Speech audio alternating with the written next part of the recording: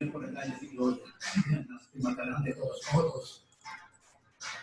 morning, Griselda. Good morning, sir. Sorry for the delay. Had some unexpected things to take care of. Sorry. Hope you're okay. No, I'm fine. Just running a little late myself. Okay. Megan, good morning. Can you hear us? Good morning. How are you doing? Good yourself? Good, thank you. Sorry for the delay. Griselda, I think you have a lot of background noise. Okay, give me a moment. Okay, that's good. Okay, so we're gonna begin. I know it's a sad moment. It's gonna be our last assignment or lecture for the semester. How sad, huh? That went fast. It went fast, yeah. And kind of under strange conditions, obviously. So I do feel, I wish there would have been time for one more section on complex numbers, but I don't think it'll be anything major in terms of an obstacle for anyone wishing to go on to, do any of you guys need, for anyone going on to the next class? So I think you all will be well prepared for the next course. And the one topic, if I would have liked to, would have been one more section, and that's on complex numbers. I think it's like 2.4 or 2.5. But we go over it again anyway in pre-calculus 2. So I don't think that's going to cause any harm whatsoever. So just so you know, okay? Okay. Do any of you all need to take, are you all planning to continue in math, or this is it? No, I still have to continue. Oh, you, Megan? I think for me, this is it. Wow, that's too bad. You're good at, you're very good at it, yeah?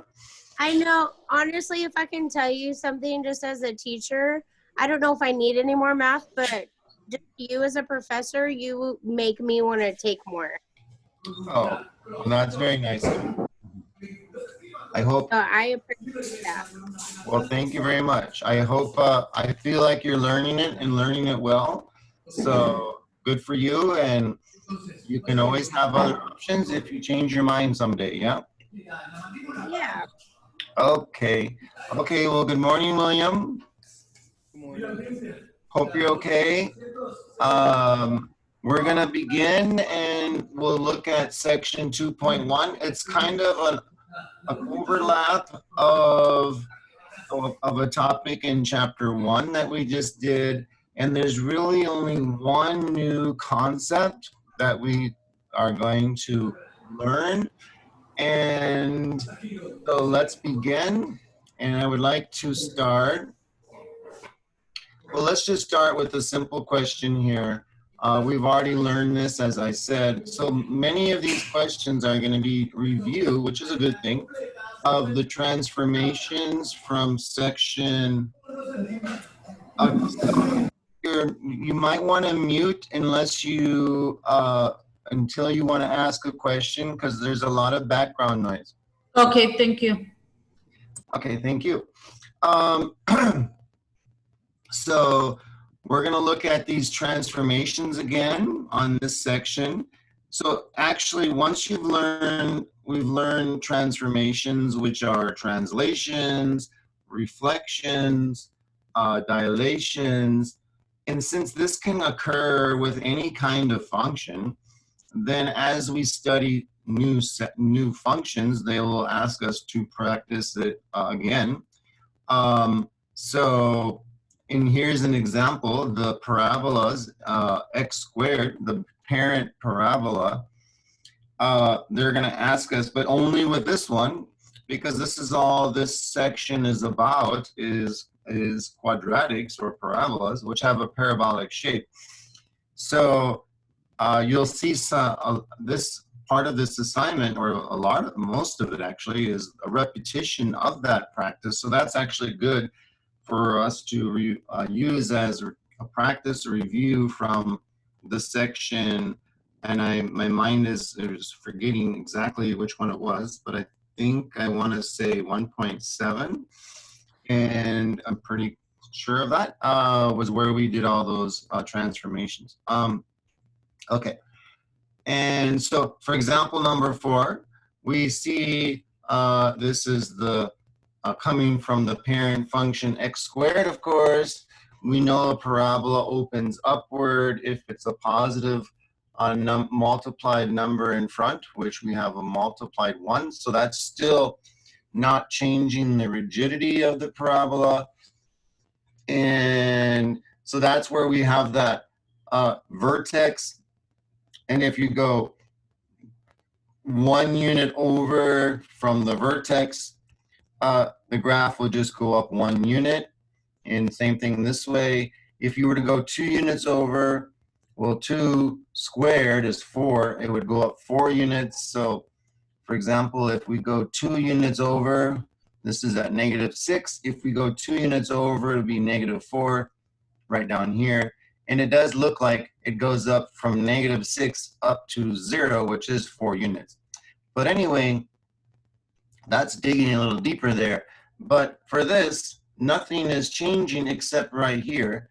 And what is that called?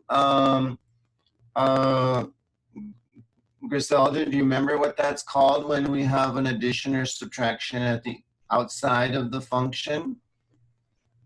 No, I don't remember, sir. No. So that's a translation or shift. And is it a horizontal or vertical one, Griselda? Horizontal. If it's outside the function, outside the function, it's not inside with the x, like this one, Griselda. Oh, okay. So it would be shift. So what's this one here, To Griselda? left to right. This one inside is what kind of shift? Wouldn't it be a vertical? If it's inside with the x dimension, which way is the x dimension? Oh, that would be horizontal. So that means the other one is vertical. That's correct. Is that coming back to you now? Yes. And what do you do when it's horizontal? Do you do what it says and move the parabola 4 units to the right, or do the opposite? Exactly what it says. When it's inside. Oh, when it's inside, you do the opposite. And then when it's outside, when you do the vertical, you do the opposite, or what it says? What it says, sir. Yeah. So what would this one be, Griselda?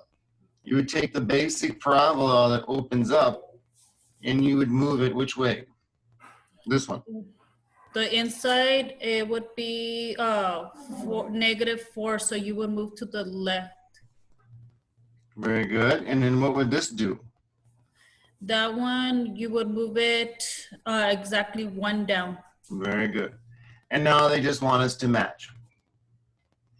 So, Griselda, which one do you think this would be? The first? Let's say we go left to right. First, second, third, fourth. Which one? It would be number 3, the third one. Very good. That one. So, I'm glad that came back, Griselda, and that's okay. We were in our lives and we kind of forget temporarily and then it comes back, right? That happens to all of us, yeah? Yes. Okay, any questions there, guys? No. Okay, so now we didn't do the one up here, but I mean, after we mentioned it, it should be fairly obvious, right? So let's try this one. So Megan, what's going on here? We have, can you tell us how many transformations are occurring, or just pick one at a time and tell it? Can you remember what they would be called? How about the x minus 4? We do that first since that's inside. That's gonna be a horizontal. A horizontal shift or translation.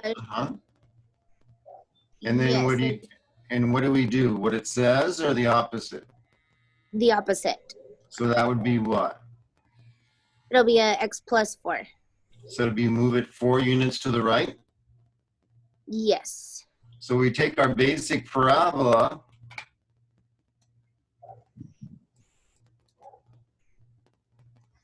which, and again, I know this won't be perfect or anything, but just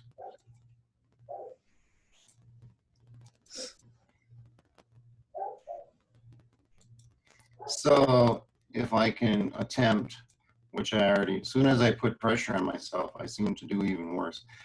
Nice curve there, huh? And someday, that's funny. That's mathematically funny, okay? That's not maybe a people joke, but that's mathematically funny. Anyway, so you'd move this forward to the right. Okay, that's what it looks like they did there. Well, this would be the right answer, is unless there's more to do. Is there anything There's more? 2 more to do. Good. And you said when it's like this, we do what's in parentheses first, correct? Yeah, but there's an exception to that, and that's kind of a bizarre one, I have to admit. When you reflect over the y-axis, it seems to kind of go against the rules a little bit, because I think it kind of depends on when they write it, when it's written in front of us, versus them telling us on some problems to do the things in order they give us. Like on that, remember when that homework, it said on some of the problems, it said, do these transformations in order we give you. Yes. And on some of those problems, the last thing they said was reflect over the x-axis or the y-axis. And in that case, you would multiply the -1 inside next to this x as the last step, huh? Right. Or in the front of it, depending on if they said y-axis or x-axis. However, when we read this, when we read an equation that's already written down, then we do look, I got to be careful how I say this. Yeah. So, yeah, you would do the inside first, but do the plus or minus part first, and then do that reflection that's inside here over the y-axis. Then do this one, if there's anything here, a dilation or another reflection, and then do the 1. Oh, okay. I understand what you're saying. Okay, so what are we going to do next then here? Can we do the vertical shift of 1? So it'll be a positive 1, up 1? Well, unless there's something still next to this that has to be done.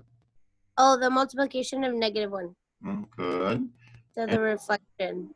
Good. And is it a multiplication of -1 inside the function next to the x, which would be changing x values from positive to negative, or if they were negative, multiplied by -1, it would become positive, which would then be a reflection over the y-axis? Or is it a multiplication of -1 times the entire parabola? Times the entire. So it's outside, so it's going to reflect over the x-axis, not the y. Because whatever the y values are, if they're positive like these, when you multiply that -1, because this is saying multiply -1 times the whole parabola. And when we say it, we're supposed to think that means times the y values. When we say the parabola, we mean the y values of the parabola. So then if y's are positive, like up here, when you multiply the whole parabola, the range value, they'll become negative. So that's when, or if it was underneath, it would then become positive. So you reflect over the x-axis. So that means this parabola, my wonderfully sketched blue parabola here, is going to not be upward anymore, but what? Downward. Downward. And then that would be, I'm going to almost, oh yeah, still not any better. So what am I talking about? I was going to think I was going to do better this time, but I think I'm cursed. Anyway, and now what? And now we have the 1. So it's going to be a positive shift upward. Mm-hmm. A vertical shift upward, 1. Very good. So then you can imagine it would look, you know, I don't even want to draw anything ever again the rest of okay, on this mouse stylus. It's not even, I guess, I don't know what you want to call it, but anyway. At least it's still understandable. It's understandable. Okay, you're just too kind. So something like that, yeah? Yes. And now we look. So clearly there's picture 1, 2, 3, and 4. So which one would that be, Megan? It's going to be the third one, the bottom left corner. And we submit. And hopefully this green check means the one we picked is correct. Yeah. Any questions there, guys? No, sir. Okay, William, you doing okay? Yes, sir. Okay.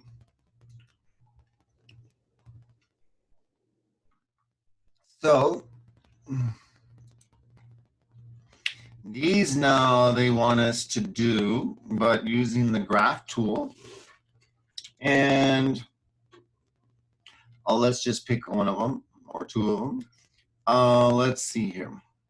So these are all from the parent parabola function, and then there's some type of transformation being done. And it could be one, it could be more than one. And again, they're not going to do this. They're not going to ask us in this section to do this with absolute value functions or cubic functions or square root functions or lines. They certainly could have, but because this section is only on parabolas, that's why they're doing it only with parabolas. So this one right here, we're supposed to remember that k of x, just another name instead of f of x or g of x or whatever. Oh, there's several, so that's why they probably named them different letters here. This is, you're supposed to think of that multiplication of -3 as two transformations. The times 3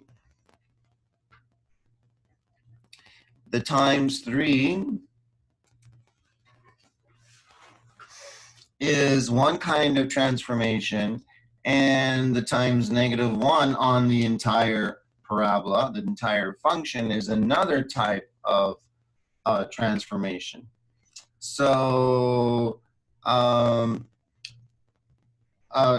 Megan, you were just saying that when you multiply the entire function by -1, not, let me do this.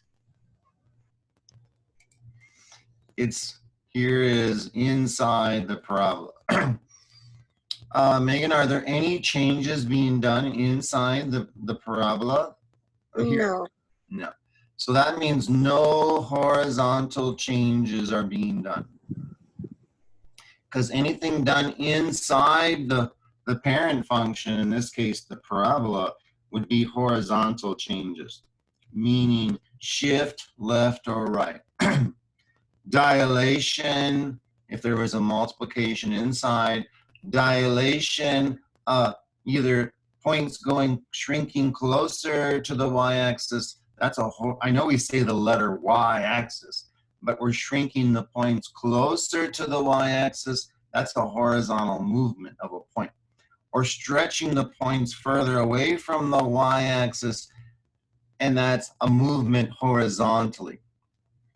Or if we multiply inside right in front of the x times -1, that is changing the positive or negativeness of the x value. So if there was a point right here, and you multiply the x value, which is a 4, this is a point. Without reviewing we took many hours not reviewing, but learning all this, going over this in section 1.7. But just as a quick reminder of a few things, if you multiply the x value by a -1,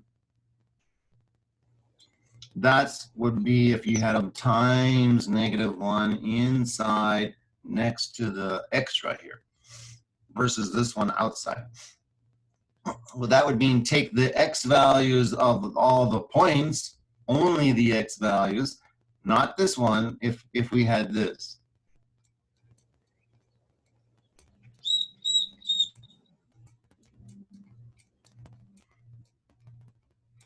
So that when you multiply inside next to the x by a -1, then that's taking all the x values of the graph. I just picked one here. I just made up a point. Multiply the x value by -1, and Griselda, what will happen to that x value when you multiply it by a -1? It would be, it would, what is it? It would reflect. Yes, good. And the x would be go from +4 to what? Negative. That is a reflection. You could say, no, that's a shift. Well, that would be a shift of 8 units, but that's not every point's going to shift 8 units, would it, Griselda? Let's say you had another point, 3, 2.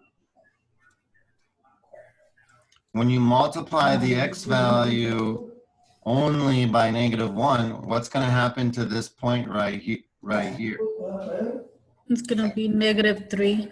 And so you can't say, oh, this one was a shift of 4 and 4, that's 8 units. This would be 3 and 3, that's 6 units. Well, that's not the same change.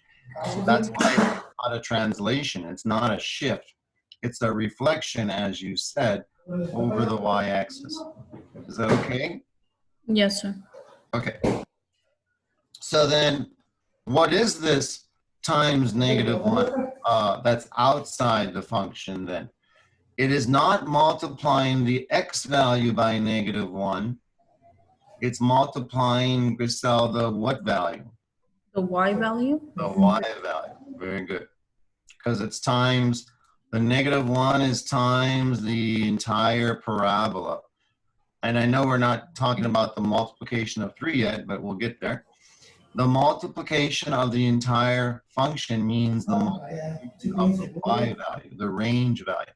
So what would happen to the 6 then, Griselda, if you multiplied it by a -1? It would be -6. And then that would that be a translation or a reflection? If you say translation or shift, that means you're saying, okay, we shifted it 6 down and another 6, that's 12. But would you also shift this one 12 then? What would happen if you multiply this by a -1, Griselda? It would be -2. And that would move from +2 to -2. So if it helps, I'm hoping you're understanding. I'm saying you cannot, it would be easy for someone to think, oh, that's a shift from 6 to -6. That's a shift of 12. Well, that's true. But that would mean every point would have to move 12 if you're going to call it a shift. Did this one move 12 units, Griselda, or only 4? No, just 4. So that's why this multiplication of -1 is not a vertical shift. It's a reflection. Is that okay? Yes. Okay. Now, the multiplication of 3 is, it's outside the parabola. So that means vertical. That means the points are going to move somehow up or down. But it's not a shift.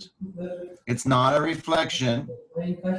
It's either a dilation, closer and closer to the x-axis, or take the points and stretch them further away. It just depends on what number this is. What would times 3 do, Griselda? If you took this, what's this range value right here on this little point right here? It was 6, so it would be 18, so I would stretch it. It sure would. A lot, huh? Yes. What would this point here do if you multiplied the y value, the range value by 2? it would go from 2 units away from the x-axis to how many? 2 multiplied by the 3, Yeah. it would be 6. So it's stretching it further away, isn't it? Yes. And then so you could do whichever one of these you want to do first. The vertical stretch away from the x-axis on all the points, and then multiply by -1, which would then reflect it. Or you can reflect it first and then stretch it. Whichever one you want. Is that okay? Mm-hmm. I think I would want to reflect it first. Okay. So then if you took this point right here, let's say this one, Griselda, the 4, 6, if you reflected it first, where would it go? To the -4. So if we, are we? Oh, no, I'm sorry. Let me see. It would be the x-axis, right? Instead of memorizing it like that, say, what am I being told to multiply the -1 by? The x value or the whole parabola? It would be the whole parabola. Yeah, because the multiplication of -1 is not inside next to the x. It's outside, which means the whole parabola. And when we say the whole parabola, we mean the range value, okay? The y value. Okay. So what would be -1 times this range value 6? It would be what? -6, sir. Oh, I drew the point in the wrong place. I'm sorry. Well, anyway, it would be right here. Sorry. And what would happen when you did that, Griselda? It would be what? It would move to the left-hand side of the graphing. Well, that you mean like over here? Yeah.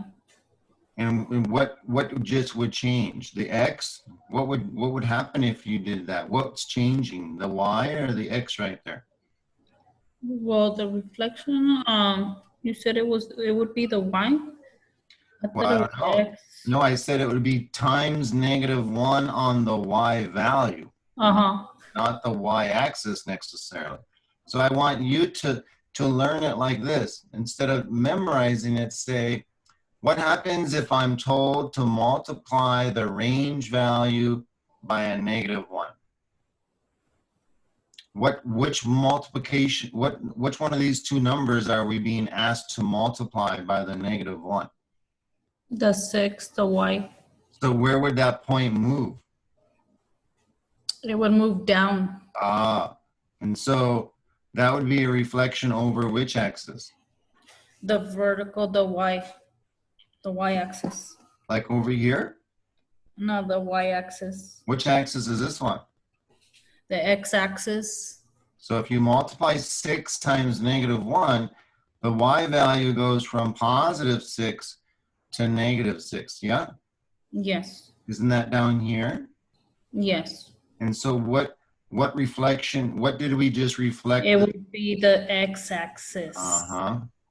And I'm only guessing, Griselda, but I think it's what most of us try to do is we try to memorize it instead of say to yourself, okay, what is this multiplication of -1 doing? Is it multiplying it by the x value or by the y value? And then you would say the what? Y value. And if you multiply the y value by -1, where's the point gonna move? Over the horizontal axis. The x-axis. So that way you keep reteaching yourself of what it's doing instead of trying to memorize something. Does that make sense? Yes. It's just No. practice. So, okay. So anyway, so then what would really be happening here? You said I wanted to reflect first. So then this point, I just picked a point. It's not necessarily the points here. We can answer this question much easier in a moment when we just pick some points. But I'm trying to review because later in this assignment, they're going to ask you, what are these? And so I'm taking the moment right now to review it. So what would you say? Oh, so what would happen to this 0.46 if you multiplied by -1 on the entire function? You said, Griselda, it would go from 4, 6 to 4 what? -6. And then what else do we have to perform? The times what? The 3 times, it And would what? be the vertical shift, so we would have to use the x-axis. So then what are we being asked to multiply the 3 by? Inside next to the x or outside and times the whole parabola? On the outside, the whole parabola. Which is changing which dimension is being changed when you multiply the whole function, and the whole function is the range value, the y value. So what's going to happen to negative, this point right now is 6 units vertically away from the x-axis right here. And when you multiply those -6 units and now you multiply it by 3, what's going to happen to that y value? We have to know, otherwise it's just too difficult. We have to know that multiplying by 3 outside the parabola is changing which letter right here, Griselda? Well, it says vertical stretch, so let's see, that would be the,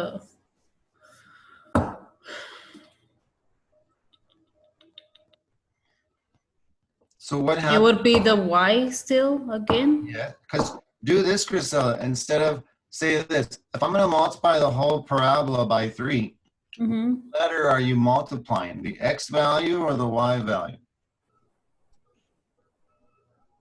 Don't memorize, just try to understand.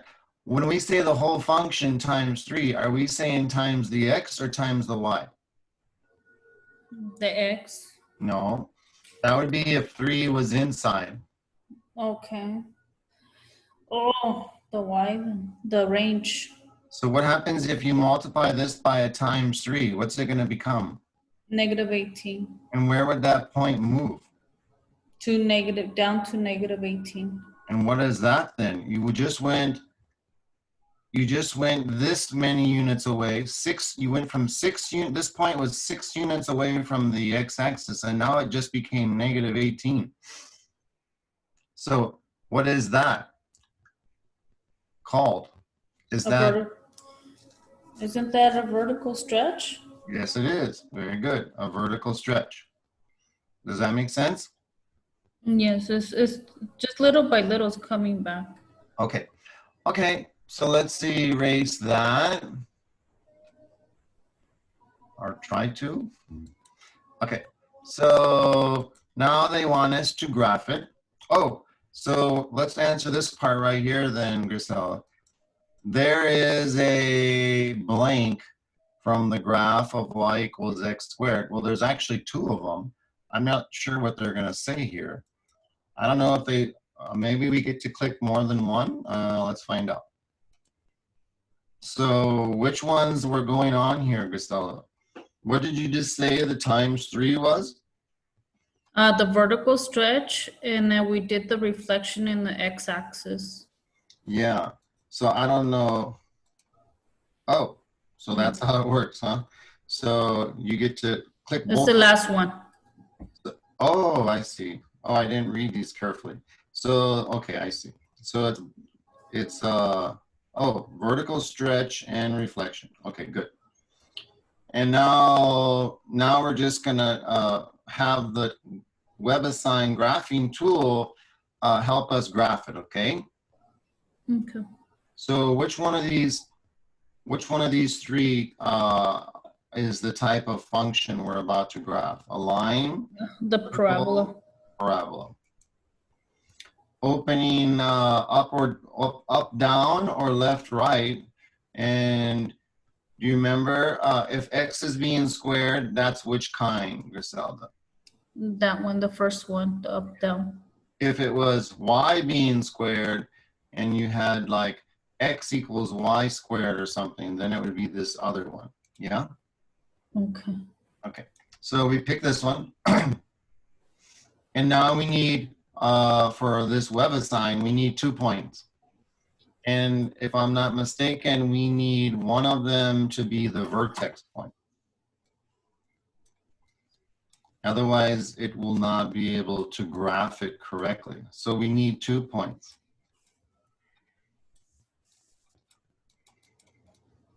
So 2 points. But one of them, the first one we click has to be the vertex point. Otherwise, I don't think it will graph it the right way.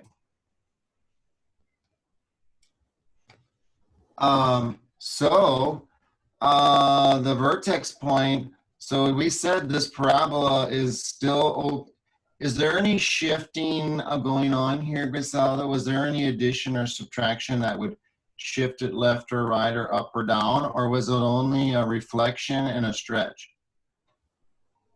Only a reflection and a stretch. So the vertex, which normally looks something like this, I mean the original parent function, and this is the vertex point, right? 0, 0? Yes. That's the vertex point. And now we reflected it over the x-axis. And then we took every point and we stretched it further away from the x-axis. So remember you said like this point was -6 down. And when you stretch it by ×3, you would multiply the y value, the range value by 3, and it would become a -18 like that. Mm-hmm. So all of these distances are going to be stretched further away. Like this one, pretend, it's not really correct, but pretend it's 2 units. And if you stretch it by a factor of 3, then it would be like 6, even though I don't have it correct. But all these points then would be stretched further away, oh gosh, and you would get something like this. But what about this point right here, Griselda? Remember we talked about if you're in your home and the distance from you and your home is 0, and we say stretch that distance by 3, would you now be outside your home or still inside? It's still inside. It stays in place. That's 0, 0 then, because it's right on, that point is right on the x-axis, and that's 0 distance away from the x-axis. And if you stretch that 0 distance by 3, it's still 0 distance, isn't it? Yes. So do you understand how this point's still going to be right here? Yes. So then, and isn't that the vertex point? Yes. And so what's our vertex point? We're going to put in this graph right here. We're going to say it's still what? 0, 0. Very good. And all we need is one more point.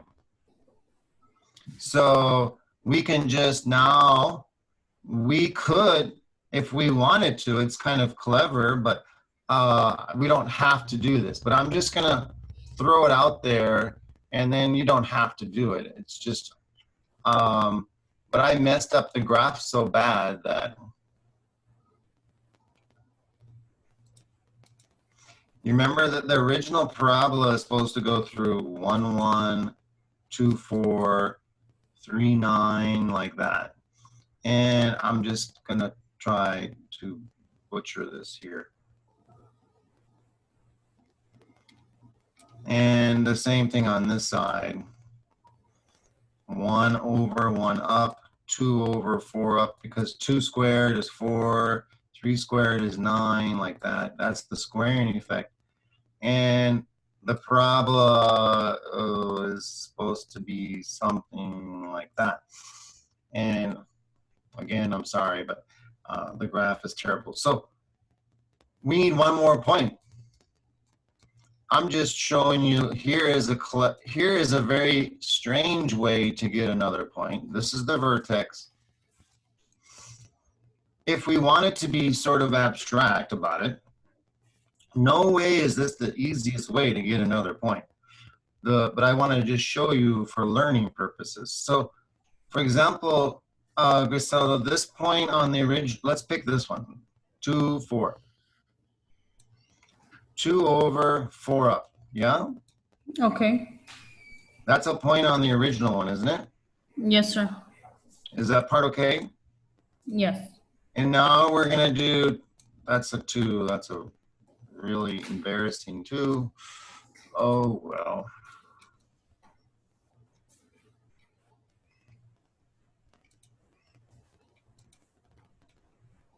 Let me try again. 2, 4. Then what happens when we do these two transformations, Griselda? Which one did you want to do first? So right here, I'm going to put this 2 because these are not horizontal changes. These are only vertical changes. And which one do you want to do first, Griselda? The reflection, the multiplication of -1 or the multiplication of 3? We'll do the -1. And which one of these numbers here, values, do we multiply by -1? The 4, the Good. y, And how did you know that? because you reminded me.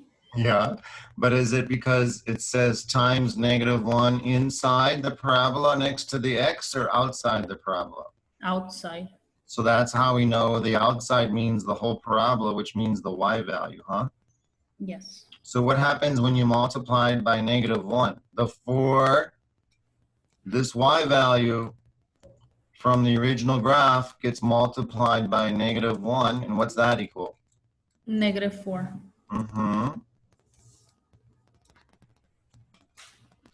And that would be when this point would go zoop down to right here, huh? Yes. But then would that be it? Is that the only transformation they're asking us to do here? No. What's the other one? We have to do the vertical stretch. Ah, very good. And how do you know it's a vertical stretch? Because it's on the outside of the squaring, the parabola. Very good, which means the 3 is being multiplied by the x value or the whole parabola. When I say the whole parabola, I mean the range value. The range, the y again. So then you would multiply. Where is this point now? It just moved from 2, 4 to 2 what? Before you multiply by the 3. From 2. A -4, sir. And now we're going to multiply it by the 3. And I have that right here. So this is the new y value after the multiplication of -1. And now we're going to have to multiply the y value again by what number? -4, sir. Well, it is a -4. Good. This is -4 right here. Oh, the 3 times the -4. Which will become? 12, -12. So then this point, which is your vertical stretch, isn't it? And it comes way down here, doesn't it? -12. Yes. So this would become 2, the point 2, 4 would become 2, -12, wouldn't it? Yes. Now, unfortunately, I picked a point that, is this -12 going to show in this graph? It would be on the last line, but no. This is like -11, I think. And so I don't know if they're going to, Oh, no. they may not give it to us if we put negative, if we put this point in. Yeah? But let's try. Otherwise, we got to pick one that would be closer so that it would make it inside. But I wanted to show you this also. What would happen then, Griselda, if we pretend we don't know it's -12? Just pretend. And if we would, what's a simple way to always get a point on any equation? You just fill in, instead of the x value, you just plug it in, don't you? And what would happen if we put a 2 right here? That would equal 4. Good. What's 2 times 2? It's what? 4. What's 4 times -1? -4. Times 3? -12. And isn't that the same answer we got right here, doing it this way? Yes, sir. It's just that up here we were doing it in a much more meaningful way and by going through one transformation at a time. Well, anyway, so let's go and fill in. Oh, so let me erase this. And we're over here, we click this, and now we have to tell the WebAssign graphing tool 2 points. We said 0, 0 was one of them. And see, it doesn't allow us anywhere to type in the other point, but we could have typed in, if it would have let us, 2, -12, and that would have been correct. It's just that it's not going to let us. So let's do one more that's closer. So we'd have to pick something like a 1. So,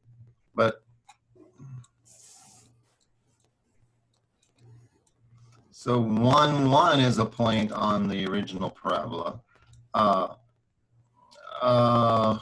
Okay, so 1, 1. Now, please don't think you have to do this, what we're doing to do this problem. I'm just trying to get you to help maybe understand these transformations better. So Griselda, I'm gonna pick on someone else in a moment. I don't mean that disrespectfully. What's the times -1 again? That would be times which value? The y value, sir. And what would that become? -1. So we would take the y value from this point that's on the original parabola. Yeah, the original, oh gosh, parabola. And the point 1, 1, which is right here. And multiply the range value 1 times -1, just like we did a moment ago with the 4. What's 1 times -1, Griselda? -1. And that would be the reflection. That would move this point 1, 1 down to 1, -1. But would that be the only thing we'd have to do, or is there something else here? No, we also have to do the vertical stretch. Which would be times what? 3 times the -1. Very good. Which is? -3. And that would stretch this point right here from being 1 unit away to being 3 units away, huh? Yes, sir. So then this would become 1, -3. We have 0, 0 still as the vertex. Now we just found another point that would be on this graph. Is that the easiest way to get another point? Absolutely not. So you don't have to do this when you do the other problems. was using it as an opportunity to strengthen, I hope, your understanding. So what would be easiest to do to get another point besides the vertex point? Well, just put a 1 in and then plug it into your formula. So when you do this yourself, unless you really want to practice, but there's going to be other practice as well, so you can just do it faster. And you just put a 1 in right here for x. Does that make sense, Griselda? Yes, sir. And then you would compute. What's 1 squared? 1. Times -3. -3. -3, sir. And don't we get the same answer, but a lot faster than what we did right up here? Yes, sir. But you see what I hope you see what I was trying to teach you by doing it this way. Yeah? Yes. So whenever we just plug a 1 in, an x value into the formula, and we do the computation, we presto get a computated answer. But really, if you wanted to really think about it, it's actually, when you're doing that quick computation, you could really think of it as I'm doing one transformation at a time on that point. And you would get the same answer, of course, but it just doesn't, it's not very efficient. The quickest way is just to do this. Okay. Any questions there? No, sir. Okay, so I'm going to clear that out, and we're going to type in, we already had 0, 0. So the other point we got is 1, negative 3. And 1, negative 3. And there's the parabola already. Yeah? Mm. Is that okay? Yes. Okay. And then, and if we, I don't know, yeah, here it shows us the points. If we had an inequality, like just less than or something like in chapter 7, well, then we would do a dashed or something and then figure out which region to shade. Okay, so well, that's done.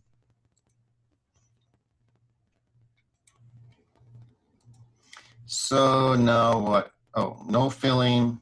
We just submit.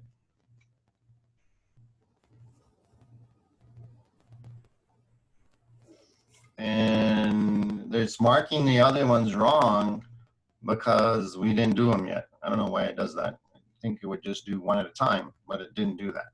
So we would still have to do these. And just without going through all the transformations, let's just do one more where we do it in the most efficient. Oh, but okay. So we'll do it efficiently, and then we'll talk about the transformation. So how about letter C, which is h of x equals 3 over 2 times x squared. So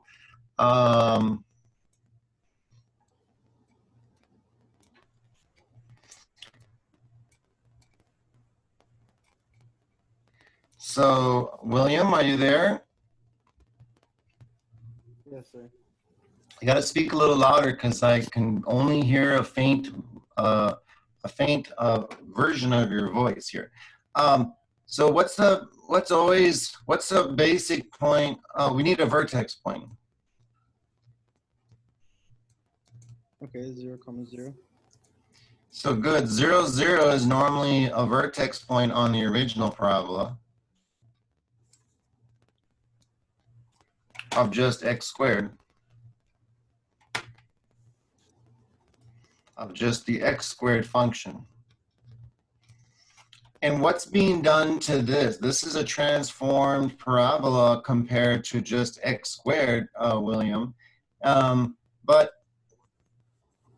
is there anything being done inside the parabola, William? Is there any addition or subtraction inside the parabola portion of this equation, or any multiplication in front of the x inside the parabola? Is there anything like that going on? No, sir. So that means these points of the original parabola are not going to move left or right of any kind. They're not going to reflect over. They're not going to stretch closer or further away. They are not going to do a horizontal shift. They're only going to do this part. And this part here is the multiplication of 3/2, which is like 1.5. And when you multiply outside the function, what is that called, William? Is that a translation, shift up and down? Is it a reflection over from positive range values to negative range values? Or is it a dilation where you take the points and move them either shrinking closer to the x-axis or stretching further away? Which kind of transformation is this multiplication of 3 over of 1.5 essentially? Is that a vertical shift, a vertical reflection, or a vertical dilation? Stretch is the same as dilation, right? Yep. A dilation is a general term for either stretching or shrinking. But you're right. Because it's 1.5, it's a stretch, isn't it? Yes, sir. Very good. So when you stretch this vertex point, how many units away is this vertex point from the x-axis, William? 1.5. I mean, this point right here, the vertex point of the original basic parabola. Is there any distance from this point, the vertex point right here? Is it away from the x-axis right now, or is it right on top of it? Right on top of it. So is there any distance? Does that point have any distance away from the x-axis, or is it zero distance? 0 distance, sir. And if you stretch zero distance times the vertical stretch you're mentioning of 1.5 or 3/2, what is a zero distance times 1.5? 0. So is the vertex point going to change then? No. So what can we put over here then, William, for vertex point? 0, 0. So we have our vertex point.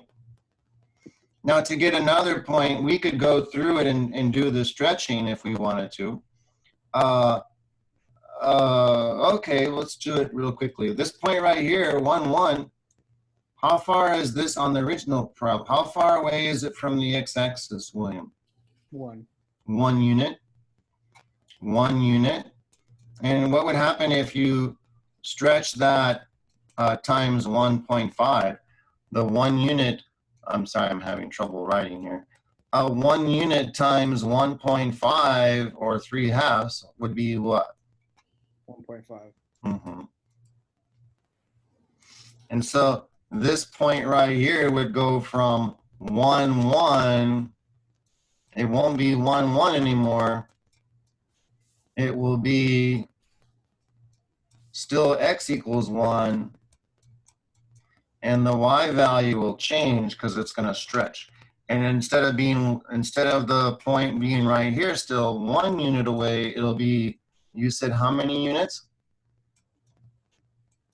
1.5. So this point right here, oops, that point right there is going to move a 1.5 times that, and it's going to be like right here. So the new parabola will go through 0, 0 still, but now it won't go through 1, 1. It'll go through this point right here. And you could do that for a bunch of other points too. It just would take a long time. So by pretty thorough analysis, we know that the new graph is going to have what point on it? 1 over how far up, William? 1.5. Which is the same thing as 3/2. Now, is that the most efficient way to get another point? No. So what's more efficient? To just plug 1 into the equation for x. If you want to use 1, x equals 1. We could use another point. But if we stick with x equals 1, what happens when you put a 1 here, William? 1 squared is 1. times 3/2. 1.5. Yeah. So wouldn't we get the same point anyway? Yes, sir. And this is a lot quicker, isn't it? Yes. And you don't really even, a person wouldn't even have to understand the transformations going on to answer that.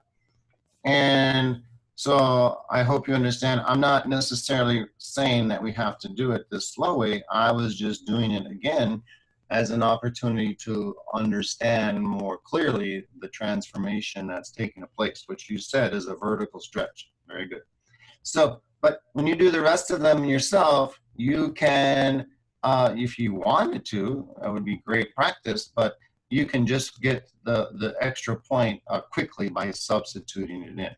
But we do have to think a little bit harder about the vertex point and see if it is being shifted or not. There actually is another way to teach a person where the vertex point is going to be. But I'm not going to do that right now, only because I want us to think about what these transformations are. Okay. Anyway, well, in a few minutes, actually, I will be teaching that. So, okay. But anyway, so this one is going to be, we click this. We pick 0, 0. And what was the other point, William? 1.5. 1 over, oh. So, bummer. Is it going to let me do that? No. You can click on the vertical parabola. Right over here? No, if you click like on the drop down arrow, On the what? like just click on where it says vertical parabola. Yeah. And now type over it, huh? Yeah, you can type 1.5. Ah, that's a very good idea. So you can purposely pick the wrong one because you know it doesn't let you put 1.5, but then don't click submit, go over here and then just type over, huh? I like Right. that idea. That's very good. Thanks for sharing that, okay? Okay, and then now we can submit. Now, if I keep clicking submit, well, it doesn't matter for me. I hope I don't get a bad grade on my assignment here, but it's going to mark the first two wrong still. But now it did mark this one correct. So you don't want to do it one at a time because then you'll use up all your submissions. In case, so you want to do all of them at once first, and then click submit. So that way you can, if they're all correct, great. But if they're not, you won't be using up all your submissions attempts. Any questions here, guys? No, sir. Okay. Let me just look through here.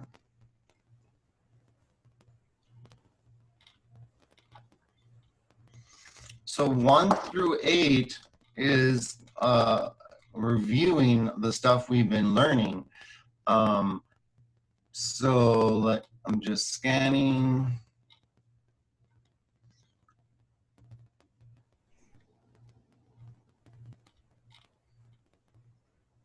So these should be reasonable to do. We did 2 of them anyway. Finish number 7, which there's 2 more up there on the top. Number 8 also has 4 graphs, and then that's the only 2. So the rest of them are just 1 graph at a time. Okay. So let's do one of these, and let me just look here and pick a challenging one if I can.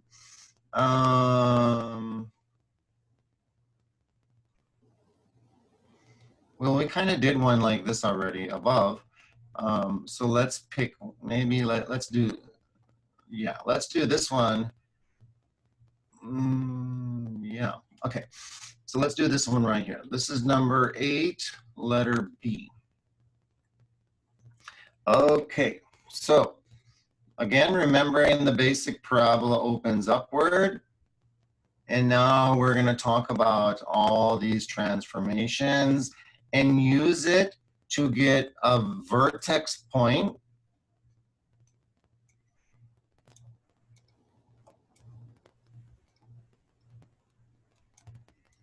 All we need are 2 points. One needs to be the vertex point.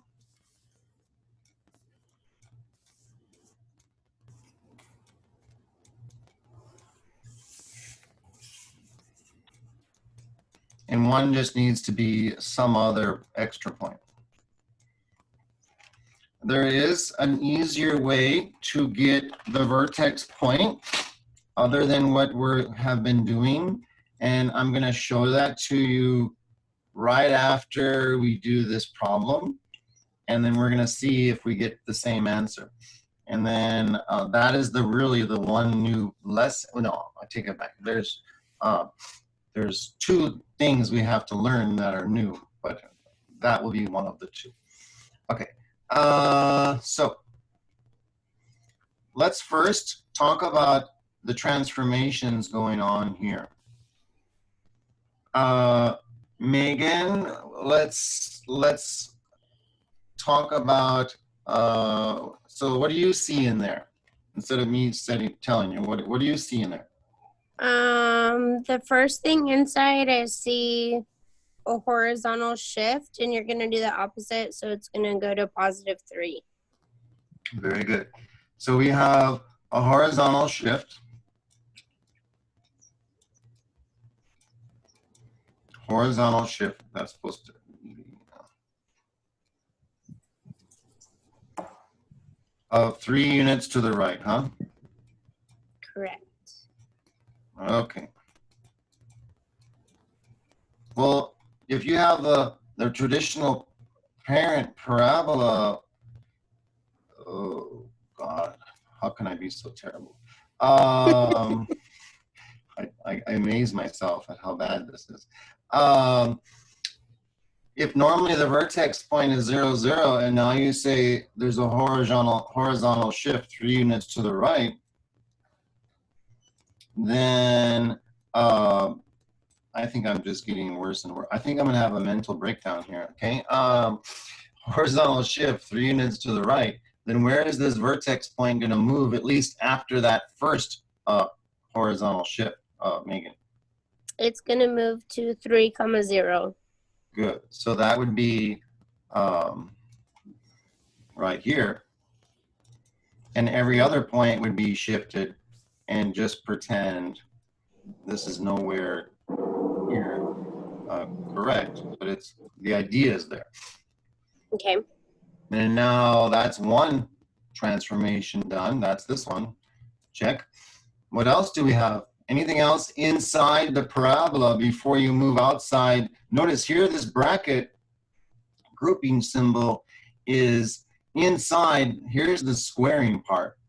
So anything inside this bracket is our transformations inside the parabola, which means they're horizontal transformations, which means that's going to make the points change left and right somehow. So what's this one then, Megan? A times The multiplication of 1/2. And is it 1/2 times the entire parabola, or is it 1/2 times the x value inside? Now it's a little bit tricky there because there's this -3. But again, look where the squaring is. The whole parabola, because the squaring's outside? Oh, that would be this, Megan. Oh, just the x. Yeah, so that's why I picked this problem, is because of that right there. Because it says times 1/2, and you're like, oh, there's the parentheses, so that's outside the parabola, but it's tricking us here. Because if this would have been squared right here, right there where my pencil is, then, it would have been correct to say times the whole parabola. Okay. So okay. So that means what? It's not times the whole parabola, which means it's not 1/2 time effect on the range value. It's a 1/2 times effect on the x value, which is the domain value, if you will. But that means it's going to have a movement with respect to the x dimension, which means left and right movement of somehow. Yeah. And now we're talking about multiplication effect on either an x value or a y value. And this one is times the x value. So that means the points are either going to move closer horizontally to this axis right here, or further away. If it's closer, it's a shrink. If it's further away, it's a stretch. But what do we do when it's a multiplication on the x? When anything's being done on the x dimension, it seems bizarre and abstract, and frankly, it's kind of difficult to explain. But what are we supposed to remember here? Are we supposed to do... Aren't we supposed to do the opposite and divide so it's going to shrink? So, well, you're correct. It would be, except what is the number that's in front? Is it a times 2 or a times 3, which would be a stretch, and then you divide would be a shrink? Or is it already 1/2? Isn't that already like a division of 2? Yes. When you say times 1/2, does that make something bigger or something smaller? Smaller. So what's going to be the mathematical inverse of times 1/2 or division of 2? It's going to be what? It's going to be a shrink. That would be a shrink. So what's the same thing? What's the inverse operation of? So there's 2 ways to say it, unfortunately. You want to think of this as a times 1/2. That's good. The inverse of times 1/2 would be you could say divide by 1/2. That's correct. Okay. And what happens though when you have 1/2? What would you do to this? I don't think we're going to leave it like that because it's too confusing. What happens when you have 1/1 divided by a fraction? You can change that To a reciprocal to a multiplication of 2/1. Yep. And now, so what we're really doing when you see this times 1/2 an x value, you have to realize that it's really the inverse of that. The inverse of times 1/2 is dividing by 1/2, but dividing by 1/2 can be cleaned up to this, can it? Yes. And that's really a times 2. That makes it a vertical what? Stretch. Stretch. Is that not a vertical, but I'm sorry, but a horizontal? Yeah? Yes. Okay. So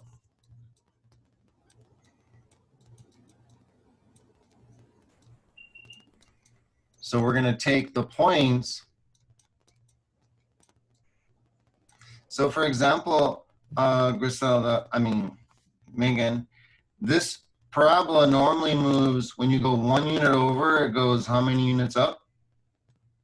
1. 1. And I was supposed to be able to draw that correctly here.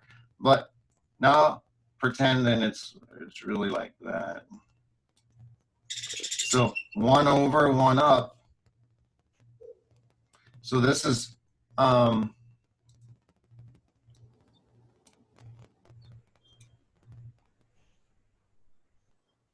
so we're doing this in a very sophisticated manner here, but instead of going, when you go 1/1 on a parabola and you square it, it's 1 squared is 1. So it's always 1 unit up unless we stretch it or shrink it. And now what are we going to do to this distance that's 1 unit away from the x-axis?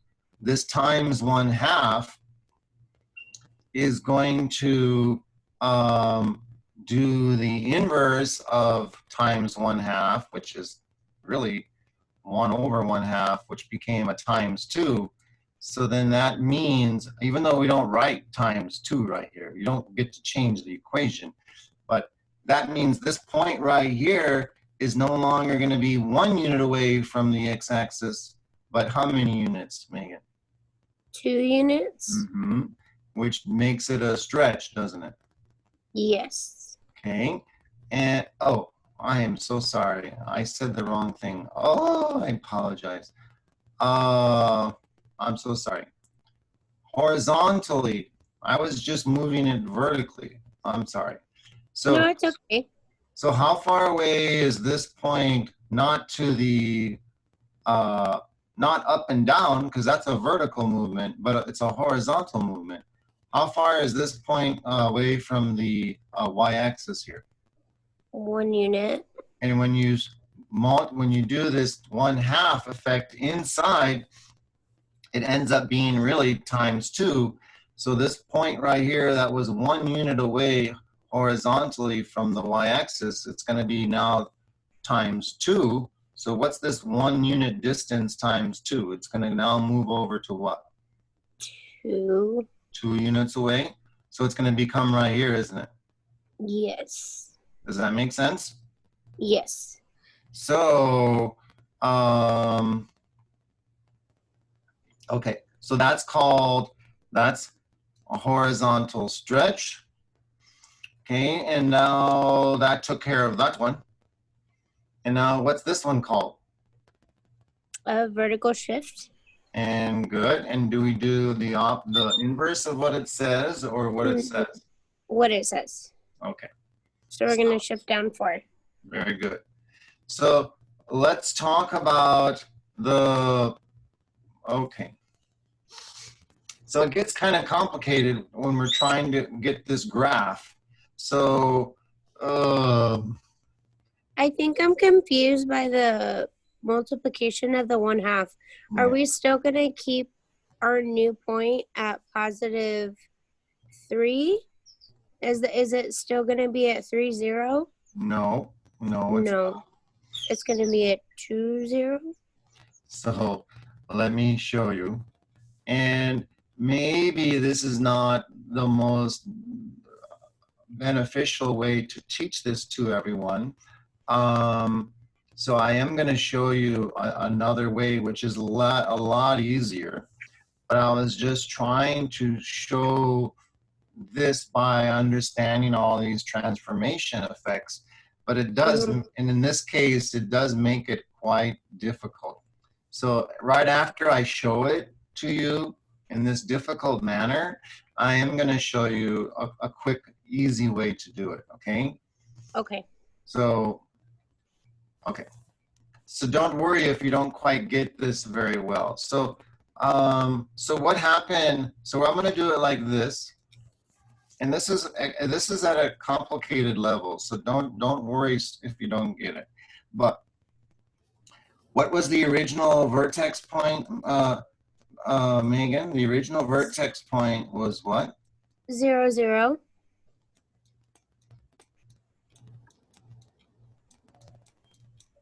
And this is at a very sophisticated level to be able to do. So thank goodness for when there's these changes inside like that and you have this kind of equation, there's another way to do it that's fairly simple that we're supposed to learn in this section anyway. So, okay. So what's going to happen after this change right here? The vertex point is going to, I'm going to write a little arrow, which means this is now we're going to do one transformation at a time. Okay. So what's going to happen to the vertex point 0, 0? It's going to move, what did you just say? We're going to do the opposite, so we're going to move to positive 3. So that's going to make which one of these change? The x value. And So it's going to be 3, 0. So far, so good, right? Mm-hmm. Now we're going to do the next transformation.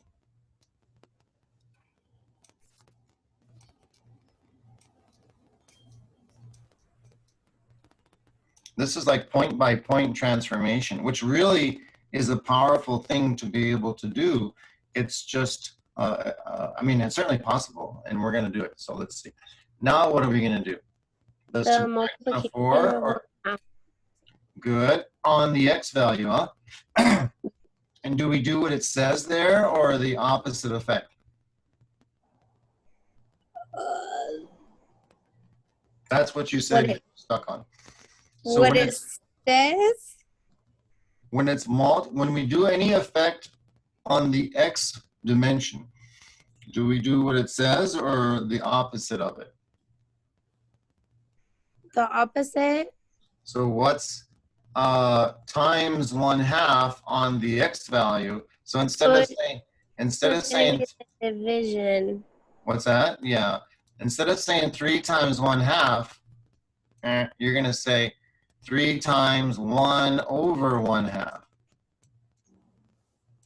That's the inverse operation of times 1/2. It's the inverse of times 1/2, which is division of 1/2. But how does this clean up? When you bring this division of 1/2 up, it becomes times what? The multiplication of 2. Mm-hmm. And what happens? 3 times 1 times 2 becomes what? 6.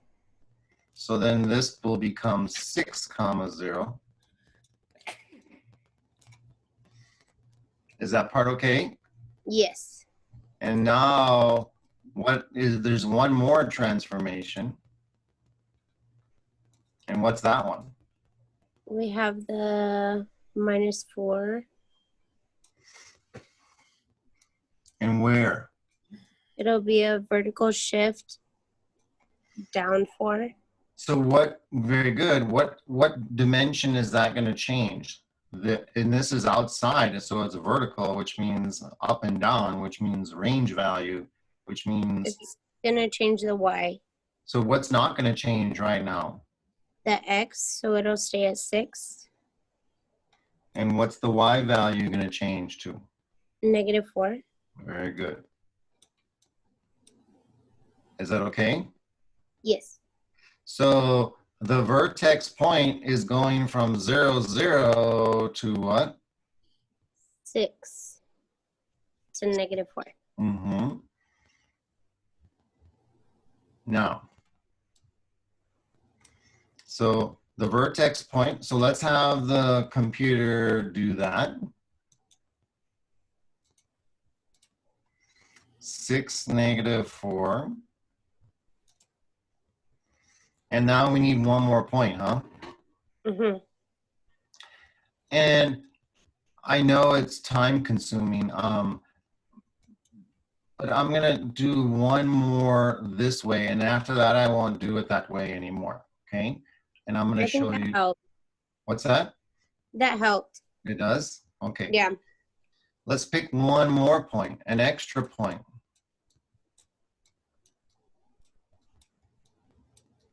From the original parabola. So Like the original, 1, 1, I'm sorry? like 1, 1 or 2, 4 or 3, 9. Yeah. The only, we gotta be, let me think for a second. If we do 2, 4, you already gotta move it 3 units to the right. That's 5 times, it'll just barely make it. Okay, so we can do 2, 4. I like that better than 1, 1 because then the 1, 1s can get, because they're the same number. Right. Okay, so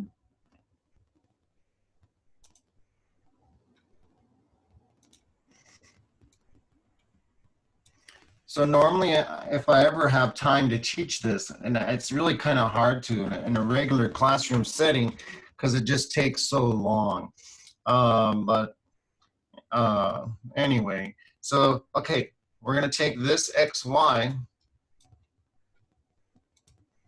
and perform the transformations one at a time. Okay. So what was the first thing we have to do? Do that x minus 3. So we're gonna put 2 in for x. No, well, that's how we would do it on a table.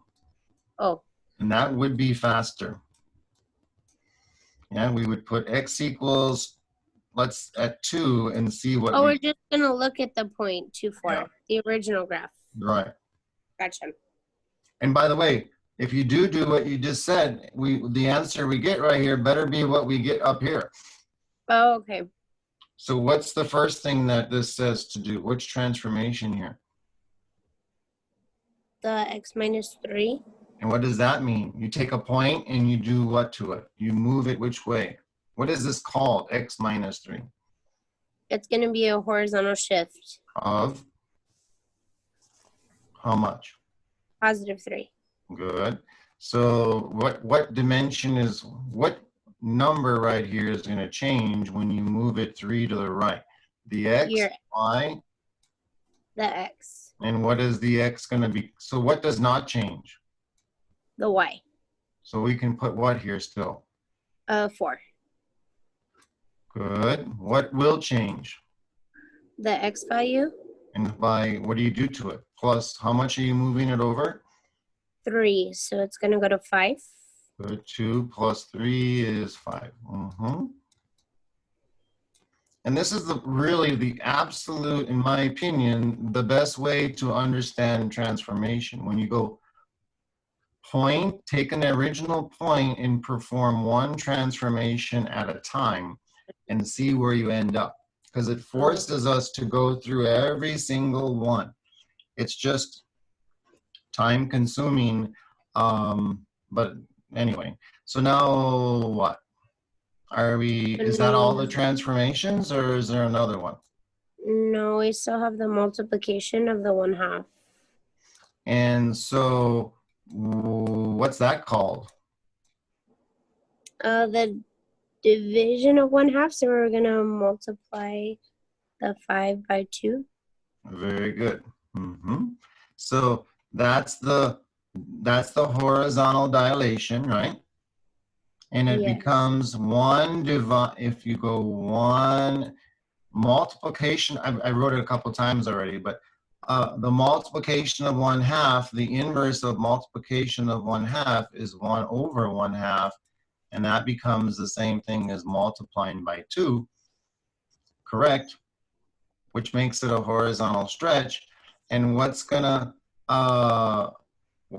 happen when you take the 0.54 and now do that horizontal effect, which was taking The horizontal stretch, you're going to multiply the 2 by 5, so it's going to go to 10/4. good. And the y doesn't change, does it there? No. Because it's only a horizontal stretch going on. Is there any other transformations left? Yeah, we still have the -4, which is going to be a vertical shift, so it's going to go down 4. Very good. And which value is that going to make an impact on, the x or the y this time? The y. And so what will not change? The x, so it's going to stay at 10, and then we're going to do -4. So what's this So for? it'll go to 0. Very good. This for minus this one.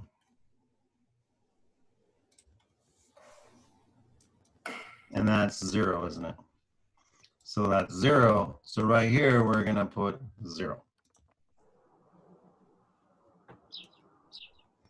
Is that okay? Yes. Which is this point, 10, 0.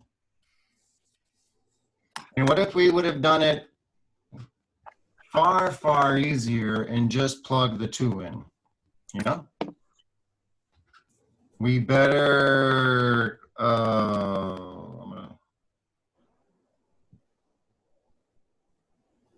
I'm so sorry. Yeah, you don't get to just plug 2 in, because what did our point become? It became what point? 10. So you wouldn't put a 2 here. I said that wrong, sorry. You would put... If we put a 10, we should get 0. That's right. So... So now if we put 10 in to the equation to get a new point, then we plug 10 right here, and we better get whatever we did right here when we, because the 0.24 on the original graph does transform to 10, 0. It's just that when you make a basic table and just plug an x value in, you don't really know where that came from on the original graph, because you're just plotting quickly a point on the new one, right? So we lose all that by just not going through these steps. You just say, oh, I'm going to get 1 extra point on this new parabola, and I just pick something. But that 10, if you picked it, is really whatever we get, 10, 0, we better get 10, 0. That really came from what point on the original parabola. It came from this one. Does that make sense? But you would never know that by just coming down here, not doing any of this, and just plug 10 in. We would not know where it came from. Does that make sense? Right. It Okay. does. So on all these questions, we're always going to use the parent graph that you taught us a couple sections ago. We're always going to use those to start these problems, right? Well, you don't have to. We can do it much faster. And something's wrong here. But I don't want to panic everyone. So let me show you the faster way here. And gosh, something's wrong.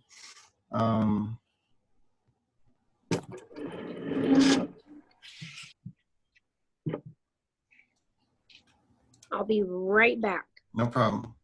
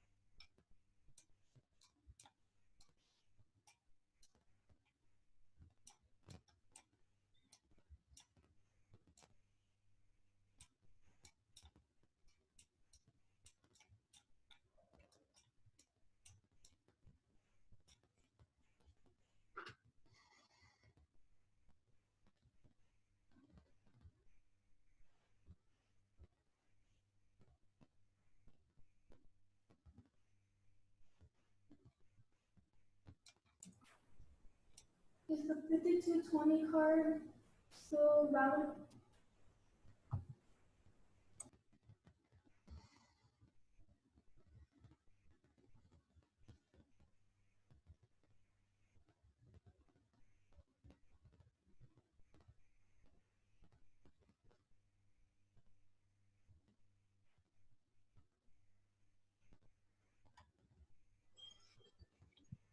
Okay, sorry.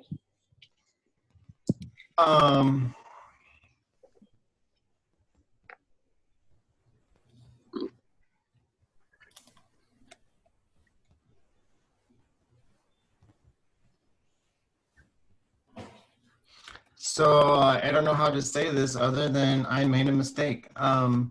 So what I want to do is I said something wrong here, and it has to do with this 1/2 being out here. And the very first thing we did, I said incorrectly.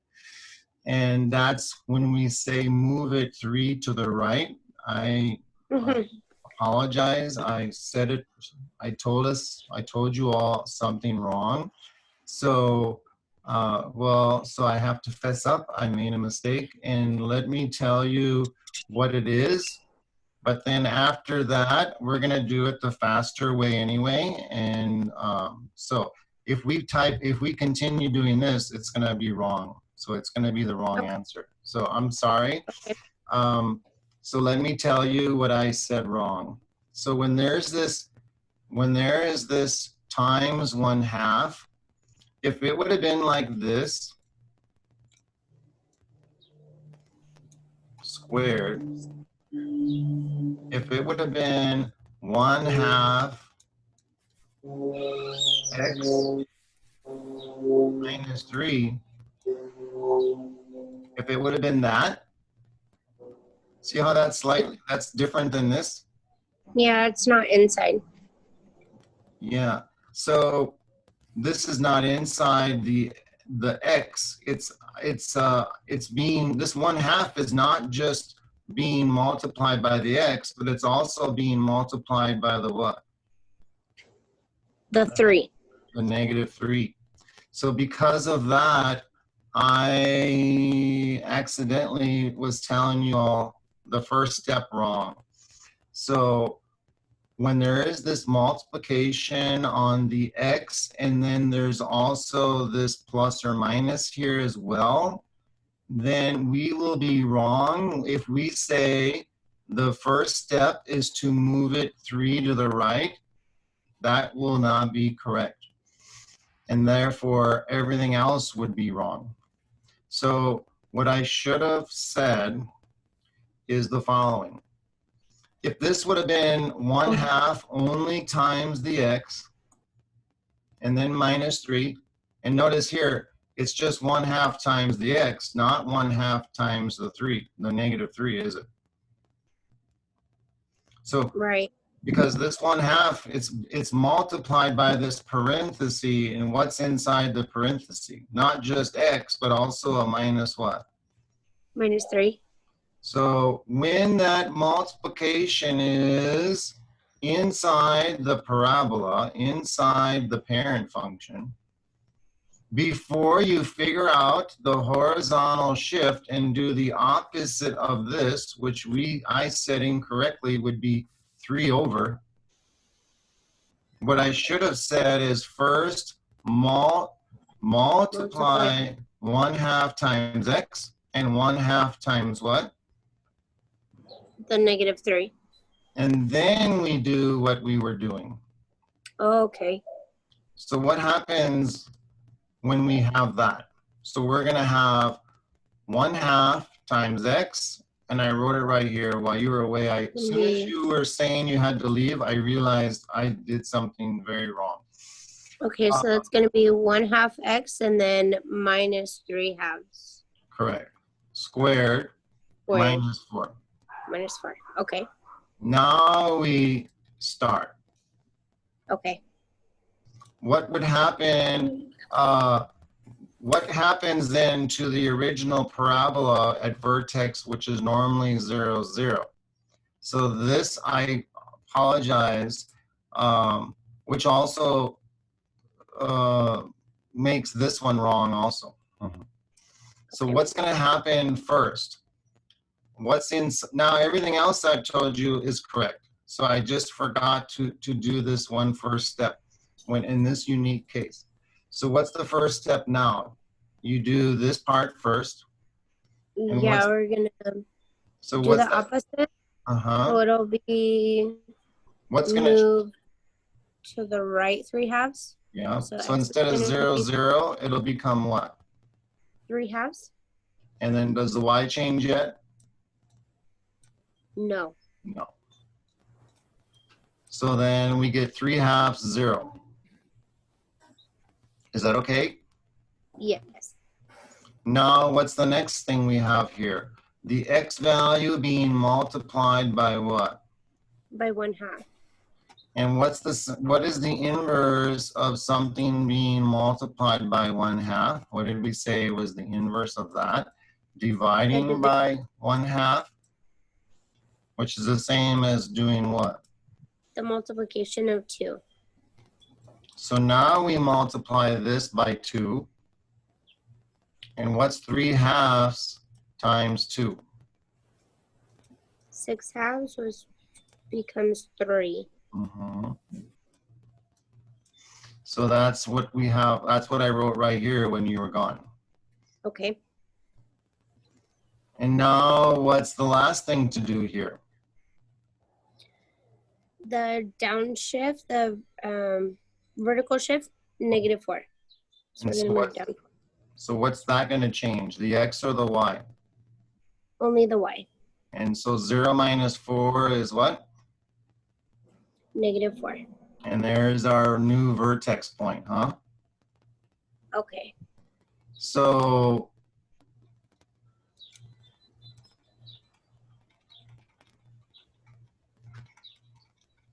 so sorry about that. I don't know how I did that, but I did. Hey, it's okay. It happened. So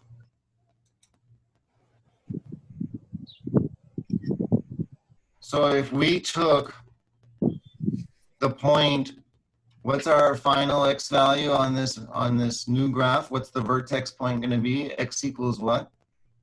3. And if we put 3 in and do it the simple way, and whether you put it right here or you put it right here, it won't matter because these are the same in terms of computing. So if you put 3 right here, what would happen? 1/2 times 3 would be what? 3/2 Good. Minus 3/2 would be 0. squared. 0 times 0. 0. Minus 4. -4.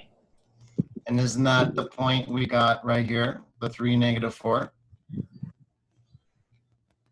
Yes. Okay. And what happens if you would have put 3 in this equation? It won't matter because this is the same equation. It's just that if you're going to work out the transformation step by step, point by take a point on the original graph and do it step by step, we had to do this first. Otherwise, we get the wrong point at the end. But if you're just making a table and you're going to plug in x values, then you don't have to do this. I just showed you we did it, and we get this point. And if we just do it here, that would have been quicker. And what's 3 minus 3 here? 0. Times 1/2 A 0. squared 0. minus 4. -4. Yeah. -4. So we get the same point, don't we? Yes. Okay. So I'm going to clear this graph because I made a mistake there. And so what's the vertex point going to be on this parabola then, Megan?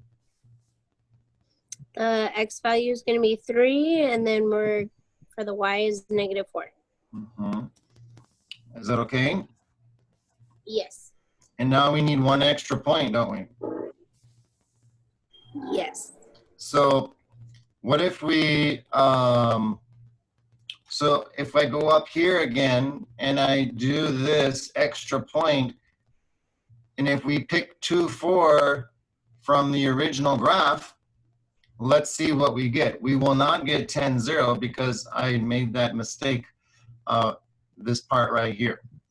But let's do it here. But So we're still gonna pick a point from the original graph, right? Like 1, 1 or 2, 4. yes, if we want to do it this thorough way.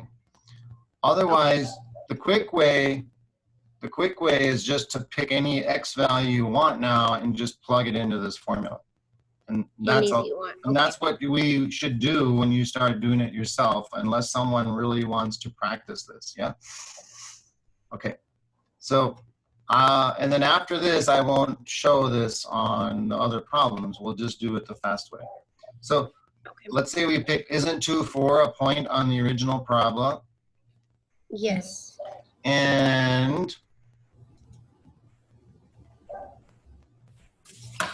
I'm sorry, you guys. I try not to make mistakes, but this was like I think my biggest one all year. Sorry. I know it's okay. It happens. Yeah. Well. Okay.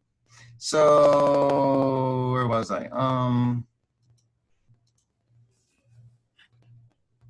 So now we're gonna do this right here, just like we did it right here, but it just that it was incorrect. So this. What's going to happen when we do this part right here?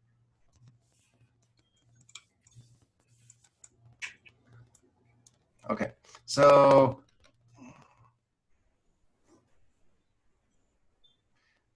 what's going to happen then?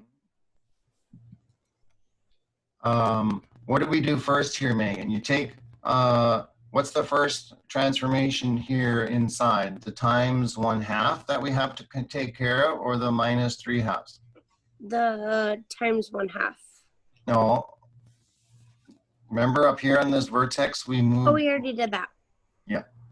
So what are we going to do? Now we're going to start over, except instead of taking the original vertex point 0, 0, we're just going to pick another point from the original graph, which is 2, 4. 2, 4. So what are we going to do? What's this telling us to do? These 3 transformations. There's the horizontal shift of 3/2. There's this horizontal dilation effect of times 2, and when you do the inverse, I mean it's times 1/2 here, but by the time you do the computation, you have to do the inverse, which was times 2, and then here is the vertical shift 4 down. So what are we going to do first with this original point 2, 4? Now we're gonna do the horizontal shift. Of what? 3/2 To the right, huh? to the right. And Opposite. so what point is not going to change when on this 2, 4 right now? Which point, which number? The y value. Mhm. So the y value is still going to be what number? -4. What was this right here? Oh, 4. Yeah, kind of got scribbled on. And now we're going to say what? 2. So this is not right anymore. This is not right. So it's going to be 2. And you said 3 to the right. So is that minus 3/2 or plus 3/2? It's gonna be a positive 3/2. So what is 2 plus 3/2? 2 is like 4/2.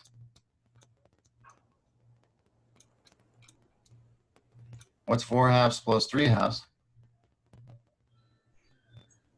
Are we taking the 2 times 3 and then divided by 2? So isn't it gonna be 3? So we're taking this 2. Uh-huh. It's like being right here. We're taking the point 2, 4 on the original graph of the Okay. parabola. And we're gonna move it 3/2 to the right. So what's gonna be 2, this point's gonna move 3/2 unit to the right. So that's like, you say 2 plus 3/2. Okay. So 2 plus 3/2. 3/2 is the same thing as 1.5. Yeah? So it's gonna be 3. So this is like 1.5. So what's 2 plus 1.5? 3.5. Point what?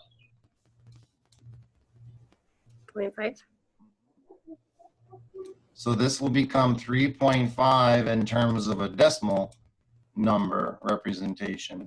If we would have used a fraction, then 2 plus 3 halves, you would have had to get a common denominator, and you would have had to change this 2 to 4 halves. And 4 halves, 4 divided by 2 is 2, yeah? Mm-hmm. So what's 4 halves plus 3 halves? What's the 4 plus the 3? 6. So I know I kind of threw you guys off Oh, here. Are 7 my- halves. I'm sorry? Oh, okay. 3.5. 7 halves. Yeah.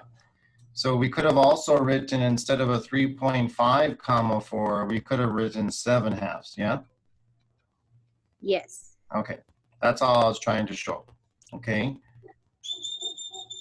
And now, what's the next transformation that we had to do after we moved it 3 halves units to the right? Then we had to do this, and what was this? Horizontal shift. Horizontal shift or dilation? Or dilation, sorry. Good. And when you multiply by 1/2, that's not what we actually do to the x value. We have to do the inverse of that. And what did we say was the inverse of multiplying by 1/2? Dividing by 1/2, which is the same as multiplying it by what? By 2. By 2. So now we're going to take the point right before it, and we're going to move it horizontally times 2. So which value is going to change here?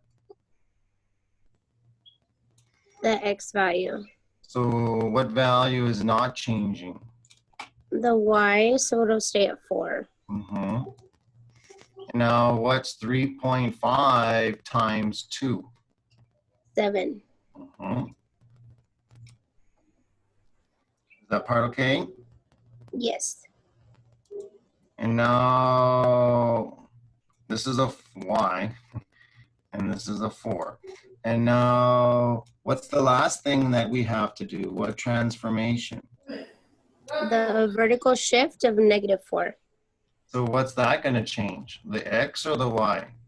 The y is going to go to -4.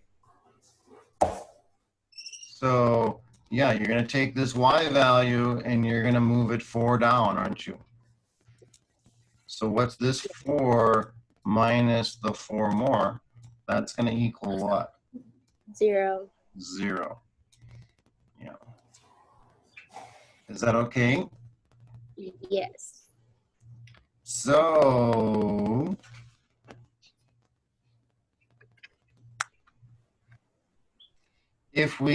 so that means this point right here, 2, 4, on the original parabola is going to end up becoming what point? Yeah, it's going to end up becoming what point on the new graph? At 0. 7, 0. Yep, which is right here, huh? Yes. So if we now ask the computer to connect, this is the new vertex, this is another extra point, it'll give us the correct graph.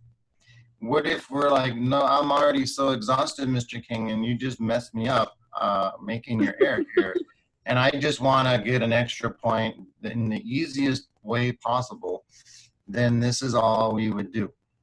You would ignore all of that and just say, I'm going to pick any point I want for an x value. And you could pick 7 if you want.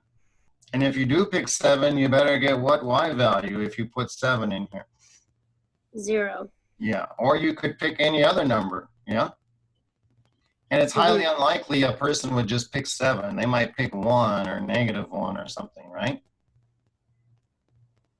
But if you did pick 7, yeah, let's see what would happen. And if you put it here or here, it'll give you the same answer. So what's the 7 right here minus 3?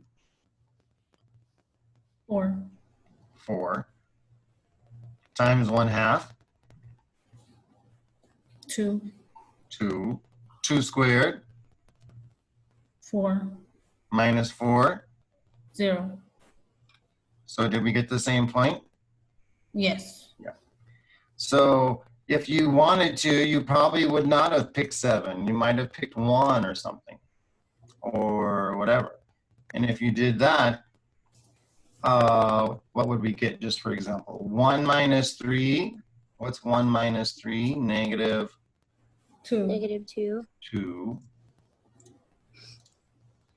times 1/2. 1. Positive or negative?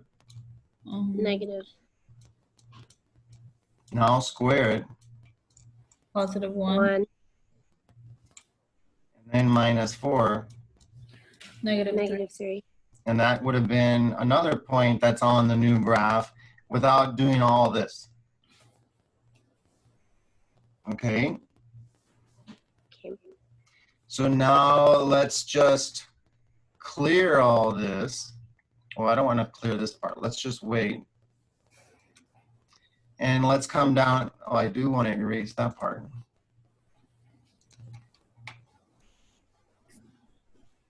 And let's just answer this question now. The new parabola.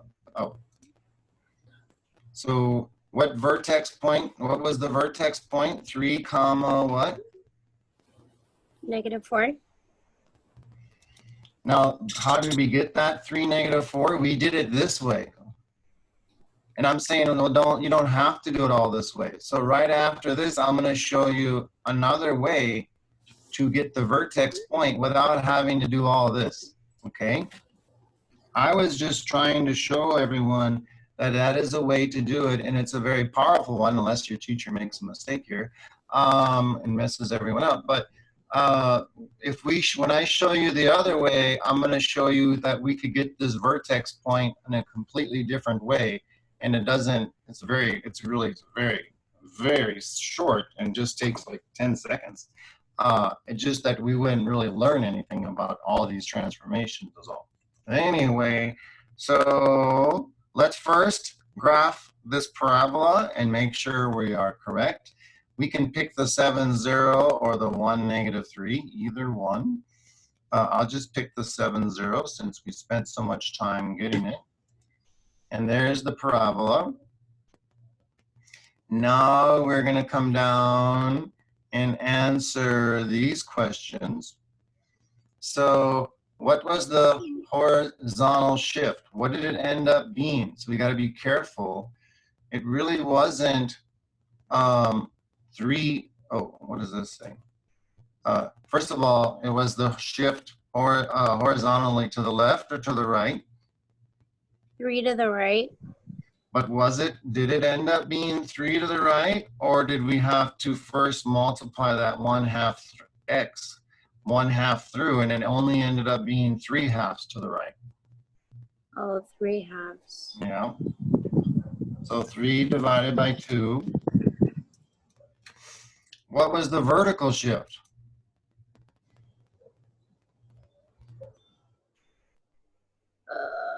Downward 4. Mhm. We don't say downward negative 4, do we? That would be like, you'd be saying the negative part twice. So A double negative. either you say that it's a vertical shift of negative 4 units, or you can say 4 units downward. Okay. And now what else do we have here? What else was there? There was this multiplied 1/2 effect. And so that was A vertical stretch. vertical or horizontal? Horizontal. And let's check.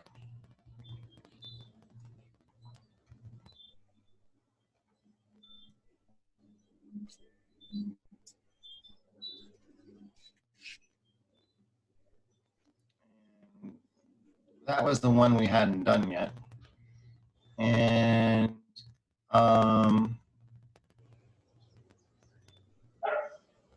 so our graph is correct.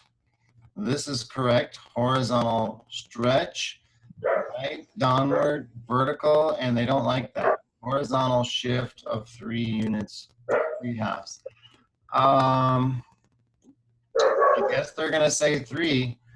Let's see.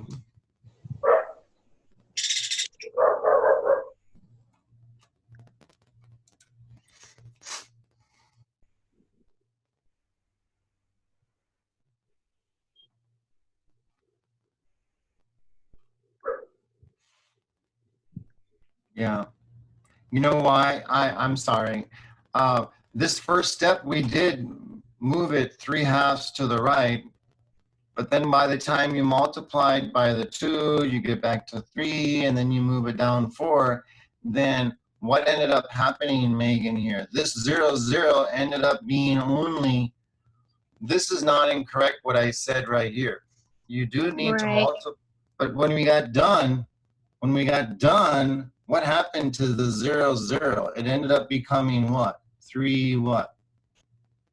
3 -4. Which is really only a movement of how many units over? 3. 3. Yeah. So that's why we are supposed to put the 3 here. Is that okay? Yes. Okay. And I think you were trying to say that anyway. Yeah. Okay. All right. So now I'm going to erase all that. And now I want to show you. Okay. I want to show you how we could have gotten those 2 points a lot faster, okay? And you're going to say, why didn't you just say that to begin with? But anyway, whenever we have a parabola in this form,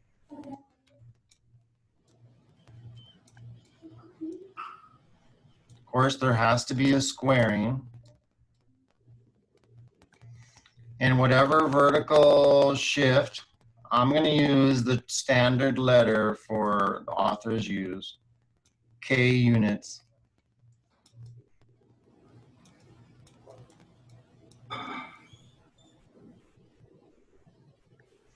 K could be a positive number, and then it would move up. K could be a negative number, and it would be like plus -4, which would just be -4, like this one. So here our K was -4. Okay, that's the K. Okay. In front of all this, there can be something multiplied. And most authors will use letter A. Inside,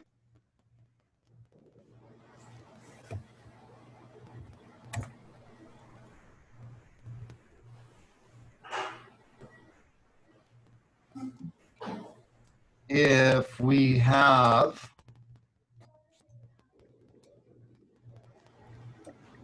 there might be a multiplied letter in a number inside. I'm going to call that a B. And that's what did happen right here. It was a times 1/2. So in our problem right here, that was the B. And out here is a times 1. And that is our A for that problem, because there was nothing there. So times 1. What's in front of this parenthesis, 1/2? That was our B. What was out here, the vertical translation, that's our K. What's inside next to the X, a plus or minus number, and the authors call that H. Don't know why they ever started calling it H and K, but someone decided. So here is the standard form. This is the vertex form. And I should have been thinking of all that when I made my mistake. Vertex form of a parabola.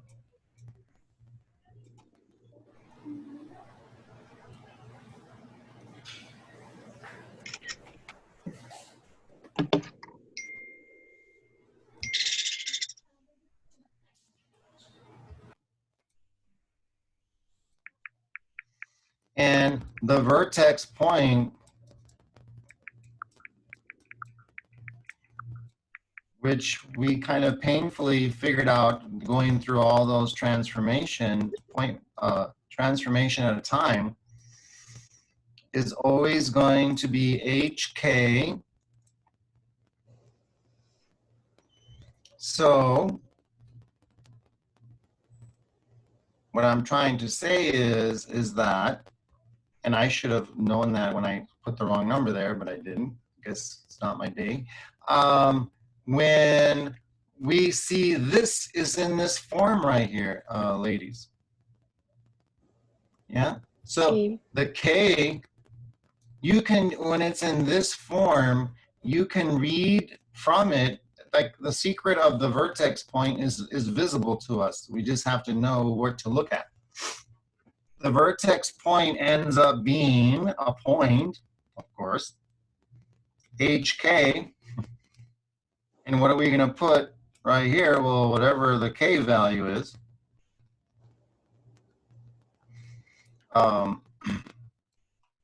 So what is this number outside right here? That's our K. So we're just going to write whatever it says, which is what? A negative what?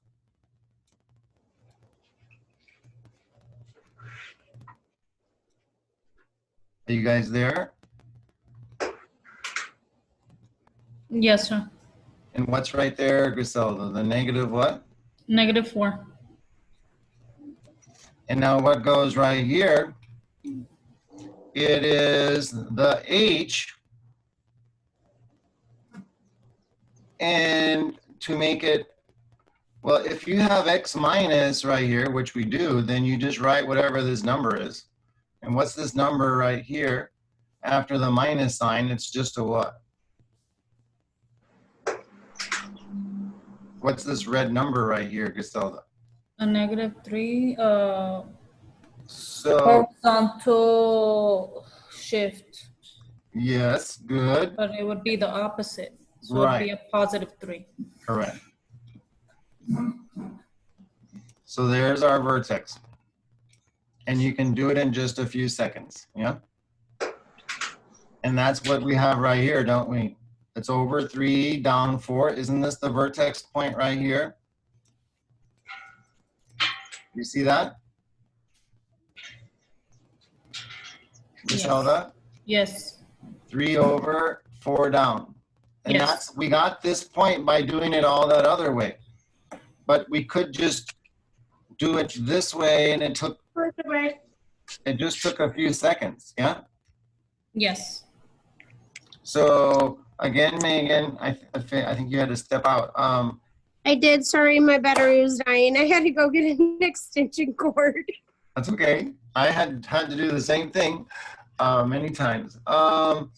So when you have a parabola in this form, then the vertex point is visible as long as we know what to look for. And it's the point HK.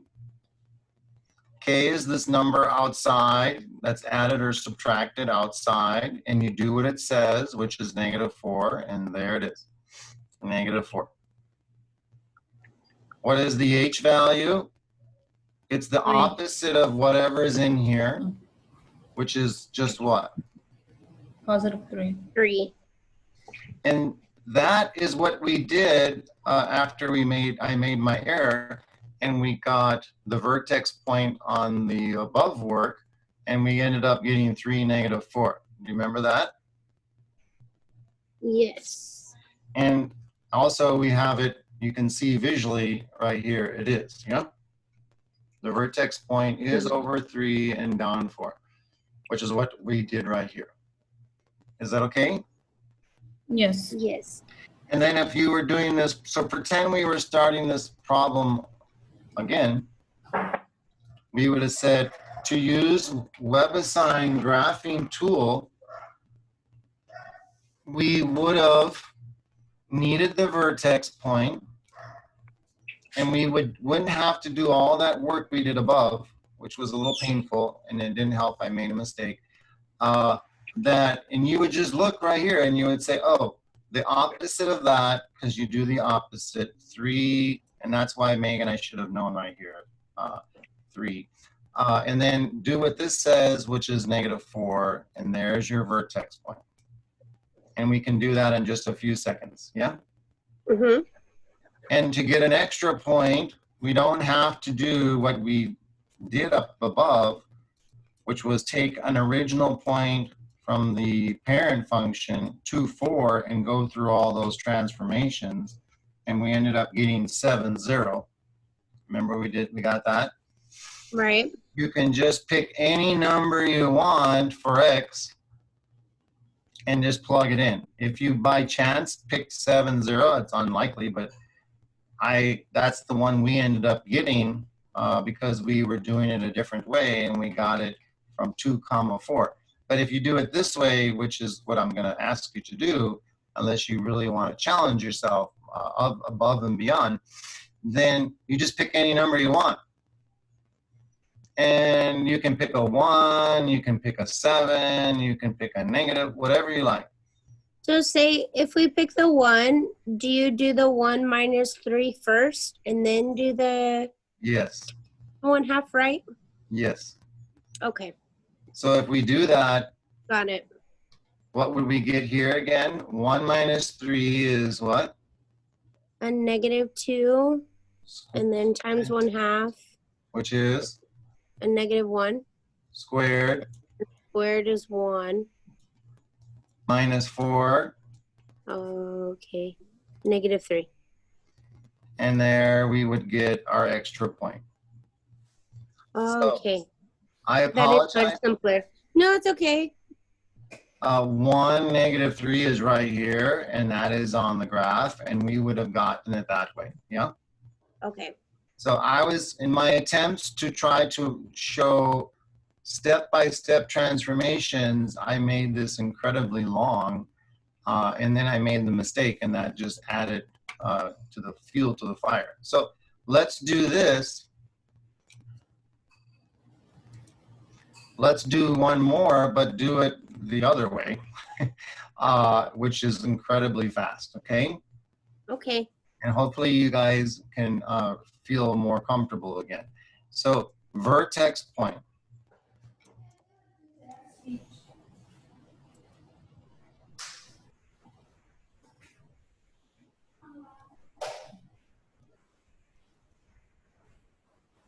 You would simply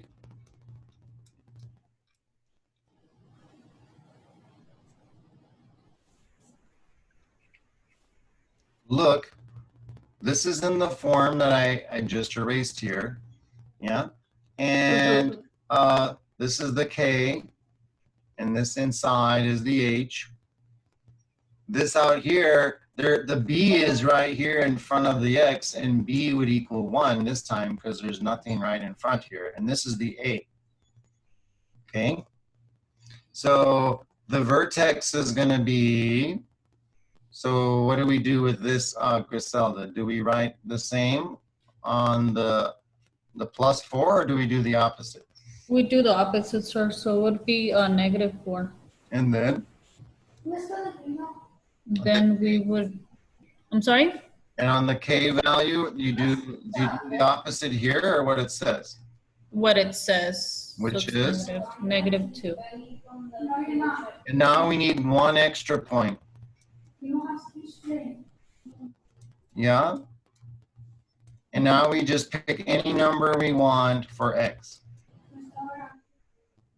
So what's a really simple number for X, Griselda? It's up to 1. 1. What would even be easier than a 1? 0. But it doesn't matter. As long as whichever point you pick is in this graph somewhere, then the graphing tool will accept it. What is 0 plus 4, Griselda?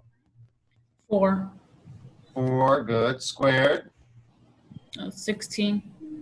And then what's next? Times what? Half. Negative, or yeah, -1/2. And what's that? It would be, at the end, it would be -4. So, Or negative 16 over 2, which would become, oh, ugh, yeah. Sorry, I'm thinking of force. and then what? Are we done? No, we would subtract it from the negative 2, And what would we get then? negative 10. And now we would graph that. So we get -4, -2. You have to graph the vertex point first. And then see how this point barely made it in this graphing tool? And if it wouldn't have, we would have had to pick a different number for x, yeah? Yes. There's the parabola. Now we come down and answer, now this, we haven't checked it yet, so, okay. So now let's look back up here. So what's the horizontal shift right here, ladies? Do you do what it says or the, see there's, yeah. So do you do what it says or the opposite? The opposite. Which is? -4, so you're going to move to the left 4.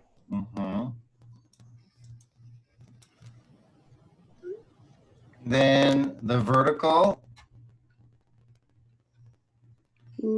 You're going to go down 2.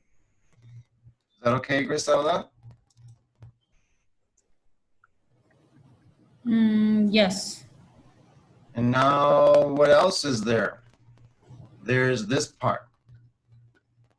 So what happens when you multiply by 1/2, but we got to be careful because the last one was a times 1/2, but that was inside the parabola, inside the squaring, and that was the horizontal stretch. But where is the multiplication of 1/2 this time? You're like, it's just outside the parenthesis like it was on this one. But be careful. Oh, I'm looking at the wrong one.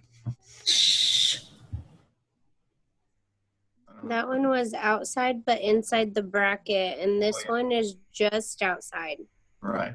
So this is outside, completely outside the parabola, isn't it? It's outside this squaring. It's not inside the squaring. It's outside. This is outside, isn't it? Right. And that makes it horizontal or vertical? Vertical. So vertical dilation, you don't do the opposite. You do what it says. So what happens if you multiply, you take a point, not this point, this is already the final graph, but if you took the original parabola, you took a point and you moved it vertically 1/2 the distance to the x-axis, so that would make a point move closer. So what is that called? It's a dilation. And is it a stretch or a shrink? A shrink. So vertical shrink. And what happens also when you multiply the whole parabola by a -1? It becomes a reflection. Good. And is it a reflection of the x value or the range value, the y value? The y value. Which makes it go over, it's a reflection over which axis? The x-axis. Very good. Griselda, is that okay? Yes. And now let's check. Are you hanging in there, Griselda? Yes, I'm trying to. It's just that the kids are having their meetings and stuff like that, and they're distracting. Yes, I can only imagine. And now this was letter, which one did we just do here? Letter C. C, yeah.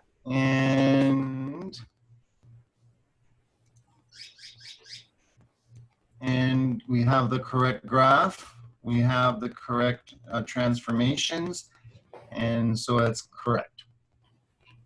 So I'm sorry I wasted over an hour. I don't know if it was a complete waste, but I wanted to show you those transformations point by point, or no, transformation by transformation, one at a time.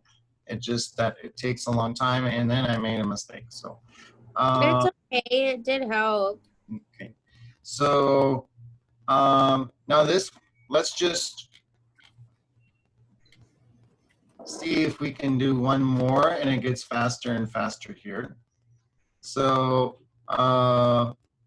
Griselda, what do you think the vertex point is going to become? So I'm going to make an XY.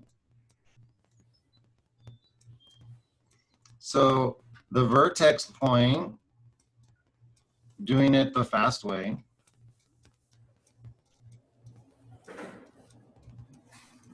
what's going to happen? What are we going to put right here, Griselda, for the H and the K, if you will?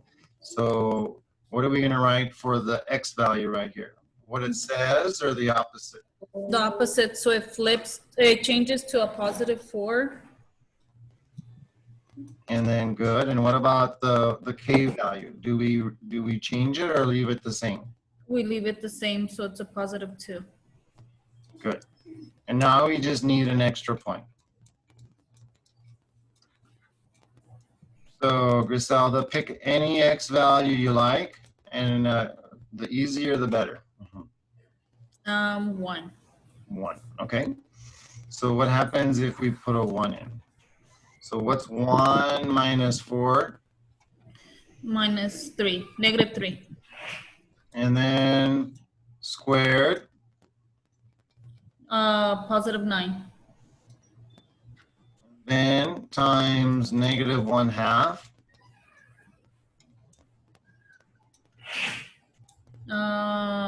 You said times -1/2. So what's the numerator times the numerator, Griselda? What's -1 times 9? -9/2. And then that took care of all this part. And then there's still plus what else? +2. And you could do this on your calculators if we wanted to. So it would be -5/2. Very good.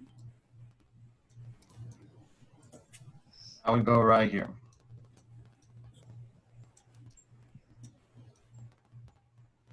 That's the same as -2.5. And now we're going to graph it.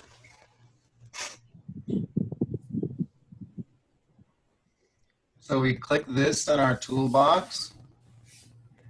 You have to put the vertex point first, 4, 2.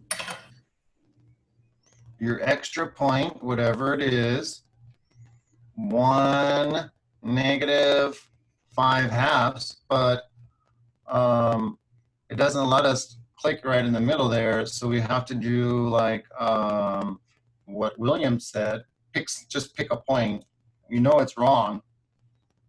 Go over here, click it, and change it. So 1 what? Negative 2.5, you said? or 5/2, either one. And that corrected, that moved the point to where it needed to be. Is that okay? Yes. And now we come down here and we fill in these transformations. So what's this -4 called, Griselda, inside here? The X, it's inside the X, inside the parabola? It's the horizontal, hold on, horizontal shift Of what? of the I mean, right, is it to the right. And how many units to the right? 4. Good. And what's this? That's the Y, the vertical shift. Good. And do you do the opposite of what it says or what it says? What exactly it says. Which So it's is? up, a +2, upward. Very good. And then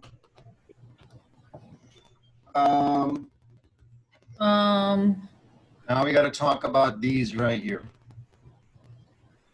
So So I hope all that other lengthy discussion even will pay off here a little bit.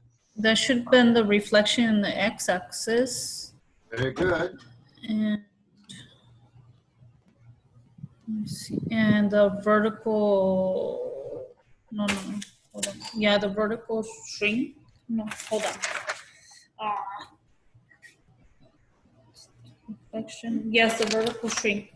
Because this is outside the parabola, and when it's outside, it's vertical, and you do what it says, and times 1/2 would be a shrink, wouldn't it? Yes. Very good. And now let's check that one.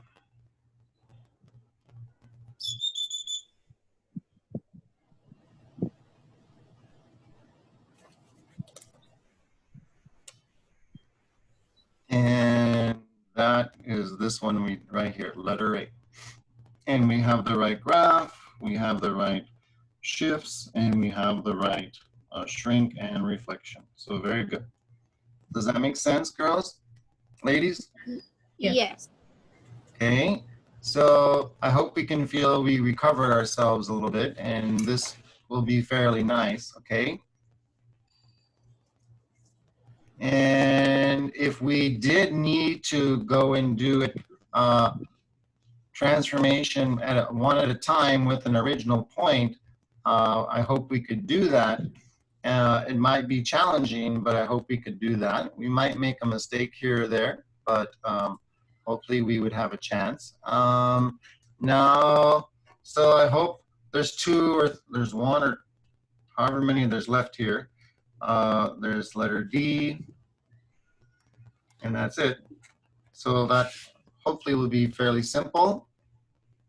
Now,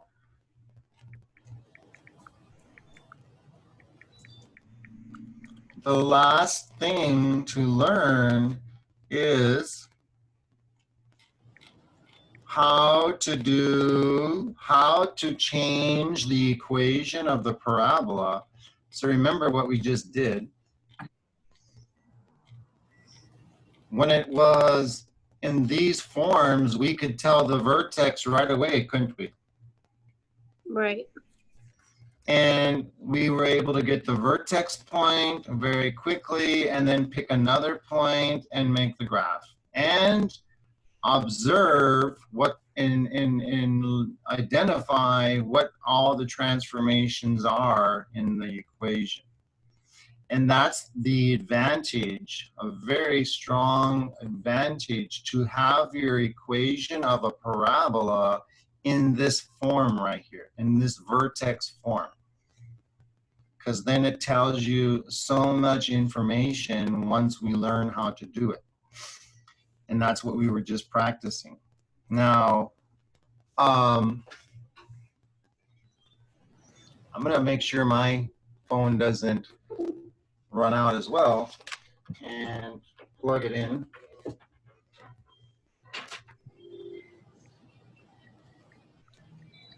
So, okay. All right, so last thing to learn, if I can get my extension cord to not be all over the place,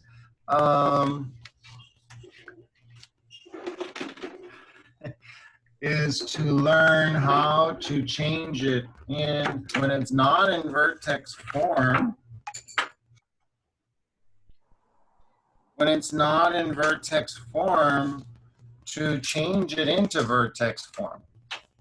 So, for example, this equation is not in vertex form yet. We don't have it, and I'm gonna write it on my notebook paper instead, and then we're gonna learn how to change it into vertex form. So let me pick another one here.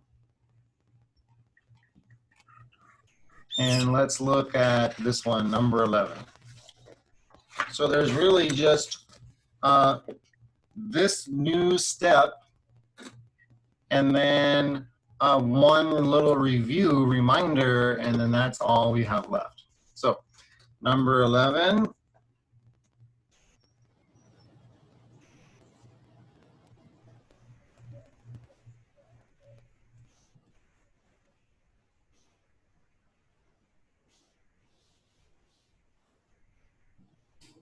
Hello?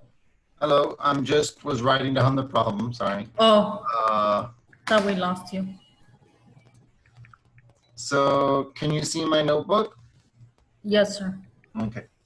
Now what we want to do is change this parabola or this equation. It's called a quadratic because the highest exponent is a 2, which means it has a parabolic graph or shape. And we want to change the equation from the form that it is in right here. And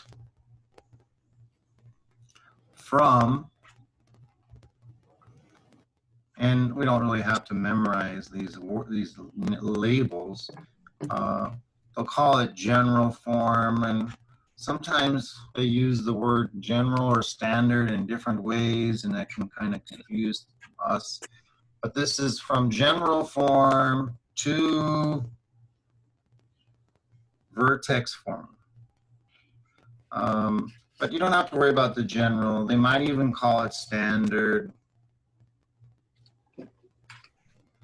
But then in another chapter, they show a different kind of standard form of a parabola, and that's in the next course. But anyway, to vertex form. And why do we want to, why would there be a need to change it to vertex form? So we could make those observations we were just practicing. What the vertex is, what are all the transformations. And here, when it's in this form, we can't. It doesn't, there's no way to tell what the heck is going on with this parabola compared to the parent parabola, y equals x squared only. So that's the real advantage of changing it from this form to vertex form, which again is y equals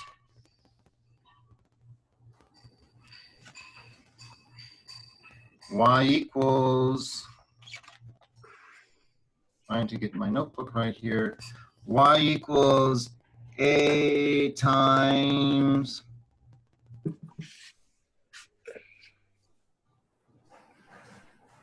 and inside we have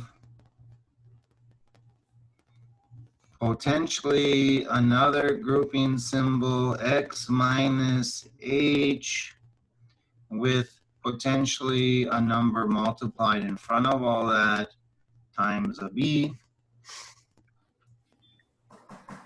And this is your vertex form that we were just practicing, looking at.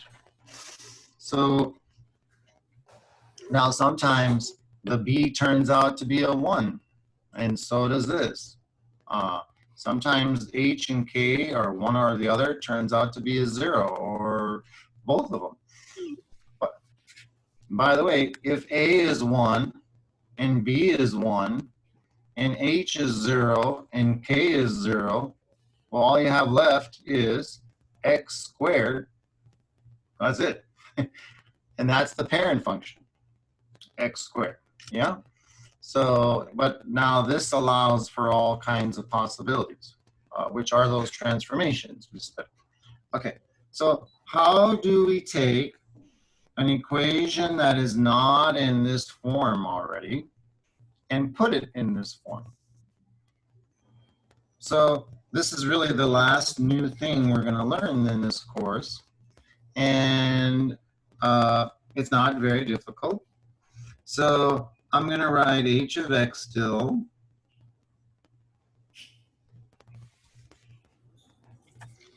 And as long as this is a multiplied 1 in front, if it's a multiplied number other than 1, then we first will have to do one extra step, which is to factor out that number that's in front. Let's say it becomes, if it's a 4, we'll have to factor a 4 out. And when we factor the 4 out, you'll have to factor out of this one, out of this one, out of this one. That's only if it's not a positive 1. So if this ends up having a 2 in front, then we'll have to do one extra step, which is to factor a 2 out of all these terms. And if that was a negative 1 in front, then the first step will be to factor out a negative 1 out of all 3 terms. But because we have a positive 1, then we already bypassed that first step. And so what's the following step? You simply write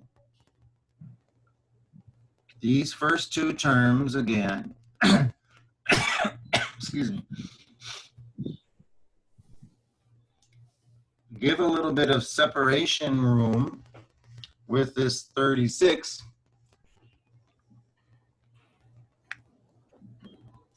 And inside here, we're going to insert,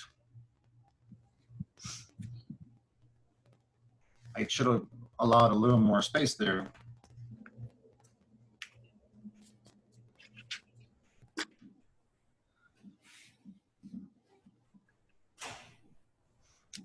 And we are going to put a new extra number right here and right here. It's going to be this, I'm sorry.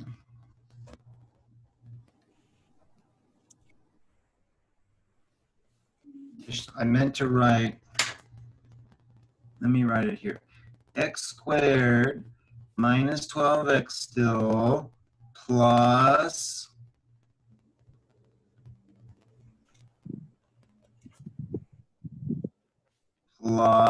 an extra number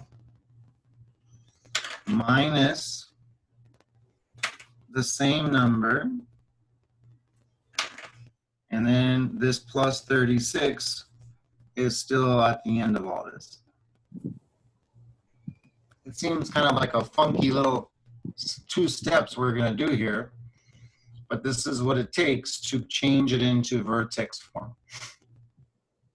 So all we're going to do right now is figure out what number goes here, and it's the same number, except one of them's positive and one of them you write negative, subtraction. And you always write the plus first. Okay, so what number we put there? Well, we don't just get to pick, oh, I like the number 23, and I'm going to write plus 23 minus 20. You don't get to do that, because then it won't factor into what we needed to factor into this form. So how do we figure out what number that goes right here and right here, which is the same number, is very simple. It takes 2 steps, 2 computations, very simple ones. You take that negative number, that 12 right there, that number in front of the x to the first power, every single time, you sort of pull it out on your paper or in your mind and you write it down. And then we're going to do 2 computations to it. First, always divide by a 2.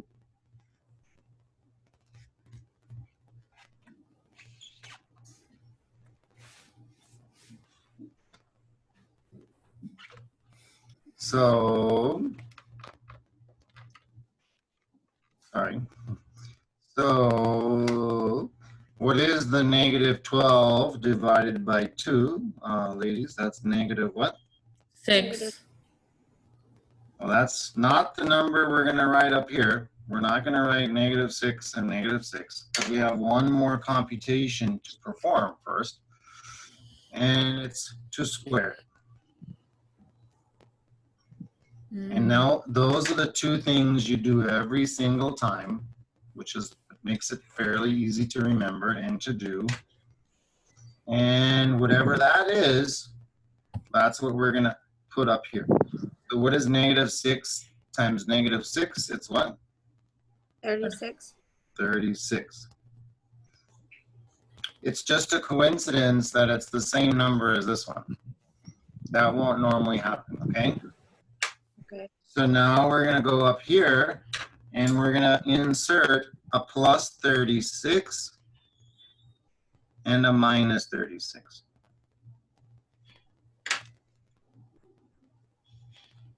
What is 36 minus 36? That's just what? 0. 0. So we've added 0 into this expression over here, and it's just a sophisticated 0 in a very specific 36 plus 36 minus 36, because that's what we need. And it's really, this is the important one, this plus part, because you're always going to write the plus first, plus the new number you get, and then minus that same number we got from over here. And then what's sort of neat, or almost seems magical, is that these three terms will always be factorable into a perfect square. Now factor.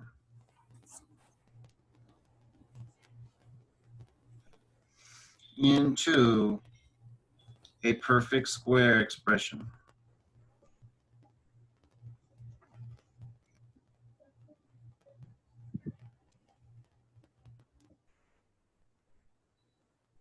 And you're like, well, how do we know it's going to factor into a perfect square expression? It's because of this little two complicated steps we do to come up with the number that goes right here and then right here. And as long as we do that correctly, then this will factor every single time. So this problem was unique because we ended up getting this number we got was the same that was right there.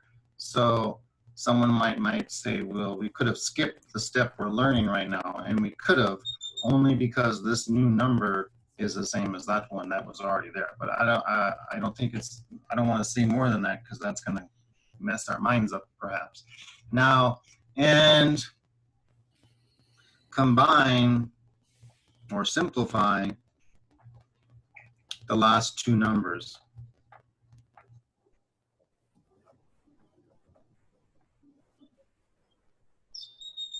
Which are these two. So just simplify that. And we're going to get 0 just because, again, it was unique that this number that we came up with was the same number that was here to begin with. So that's all. Most of the time that won't happen. Okay, so now what, ladies? We're going to write h of x, and this is the last step, and then we'll have it in vertex form.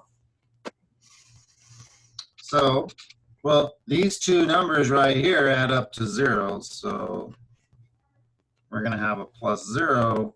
This, when we say factor to a perfect square expression, that means like this, x minus, and I'm going to even say the letter h, because that's what we're going to get. We're going to get a perfect square expression, which is going to help us know what the vertex point is, and that vertex form is an x minus h. Now, you don't literally have a letter h, but it's going to be a number. So here we're going to factor. This plus 0, we don't even have to write down, but normally it's going to be something else other than 0. And inside here, we're going to have x.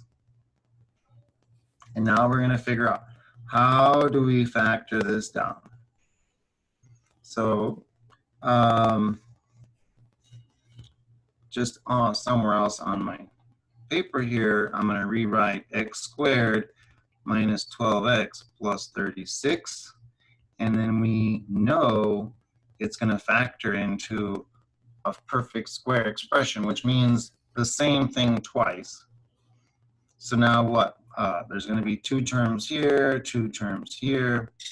So what has to go here, ladies? What times what's going to be x squared, of course? What do we have to put here and here? X. X. X. And now, what's going to go here and here? It has to be the same number. Negative 6. Negative 6. Good. Because negative 6 times 6 is 36. And you're either going to put plus 6 and a plus 6 or a minus and a minus. It has to be the same thing. And you just look right here. whatever that is, you write it down. If we multiply this out, we would get x times x is x squared. X times -6 is -6x. Multiply the -6 right here times these two. -6 times x was -6 again. And -6 times -6 is +36. And if you combine these terms, you get x squared minus 12x plus 36,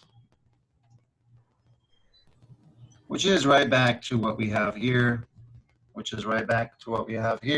means we have factored it correctly, but we want to write it like this, so we have it in vertex form, and that's simply x minus 6 squared.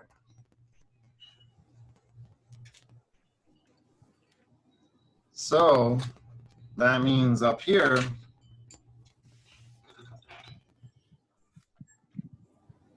we're going to write x minus 6 squared. So this part always, as long as we put the right number right here by doing these two little strange steps over here, which is that take that number, divide it by 2, simplify it, and then square it. That always will do the job. And now, do we really need to write the +0 here? No. No. So h of x equals x minus 6 squared. If it helps, you can put the +0. Now they're going to ask us, hey, what's the vertex? You just put it in vertex form. So, well then, give us the vertex. So what would be the vertex point? Well, this is what we were already practicing earlier today. So what do you do with this one? Yeah, this gives you the h, and this gives you the k. So what's the k value, ladies? 0. 0. And good. And what's the h value? Do we write this or the opposite? It's opposite. Mm-hmm. So the vertex point is 6, 0, isn't it? Yeah? Yes. Yeah. And what if they ask us to write down and list all the transformations? If there are not very many here, are there? What's the only thing being done? What's this -6 doing? It's going to be a +6. It's going to be in So what? it'll be a horizontal shift. Very good. Yeah, 6 units to the right. Mm-hmm. Is that okay? Yes. Yes. So now we go back to WebAssign and type in the equation in vertex form. Oh, they call it in standard form. Okay, they use those words kind of interchangeably sometimes, but you're just going to type.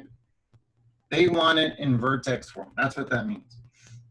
So x minus 6 squared. And now match the graph. That's the whole point of putting it in vertex form, is so that we can get the vertex point and understand what transformations are being done here. So what did we say the vertex point is? 6, 0. 6, 0. So we just check. It's going to be graph 1. It's this one, isn't it? Mm-hmm. Yeah. And there's nothing else being done here, is there? There are no other transformations except move the graph 6 to the right. Move the original parent parabola 6 to the right, and that's it, huh? Yes. Is that okay, Griselda? Yes, sir. So,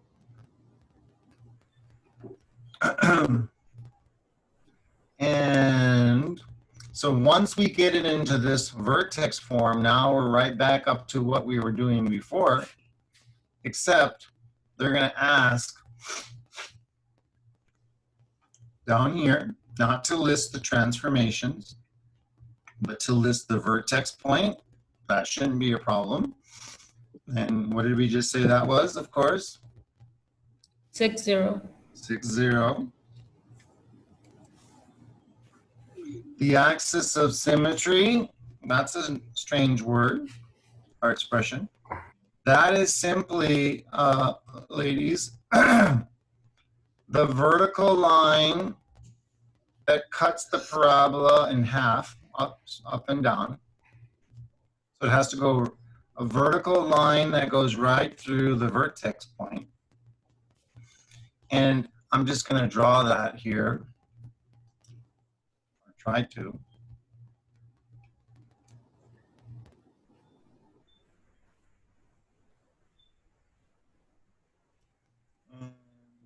And continues this way. So it would be the 6. So yeah, it's only one letter because it's only going up and down, and it's either x equals 6 or y equals 6. And which one is that? What's if you're anywhere on this line, what is x equal all the time? 6. So it has to be x equals 6. Yeah. Yes.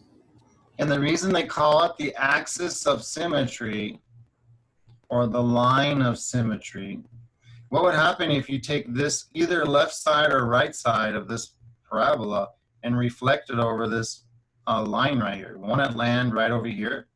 Yes. Yeah, if you go the same distance across, yeah, this point would land on this side or vice versa. So that's why it's called the line of symmetry. Is that okay? Yes. Yeah. And so that'll always be very simple, I hope.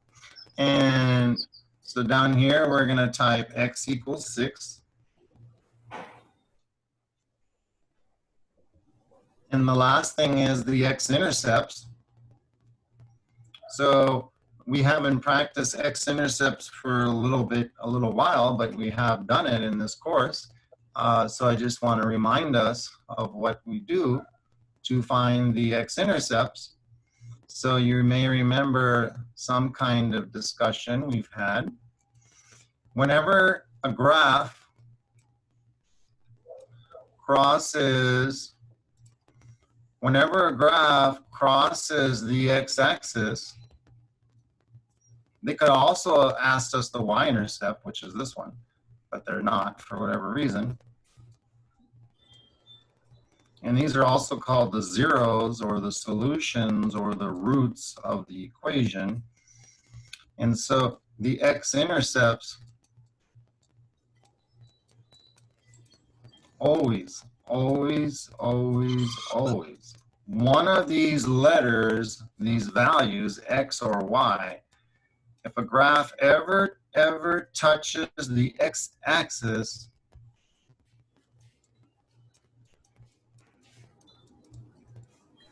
then we know it's going to be it has to be a point right on the x-axis line, and therefore we know one of these numbers for sure. No matter where the point is on the x-axis, which value do we know for sure? For example, right here, do we know exactly yet what x value this is yet? No. No. But what's the y value? 0. 0. And the same with this one, huh? We don't know how far over this is yet, but we do know the y value is 0. Is that okay? Yes. Uh-huh. So what do we do to get the x-intercepts? Take your equation, either this one or this one. This one will be easier. And we write it down. I'm gonna go, okay, I'll just write it here. And we have h of x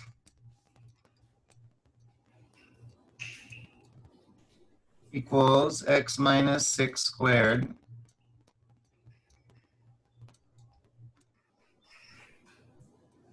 And to find the x-intercepts, you put, instead of the y value, you put a 0.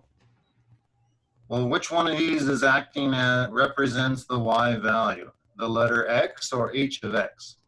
H of x. So right here, we're going to put a big old 0. And over here, we have x minus 6 squared. And now solve for x.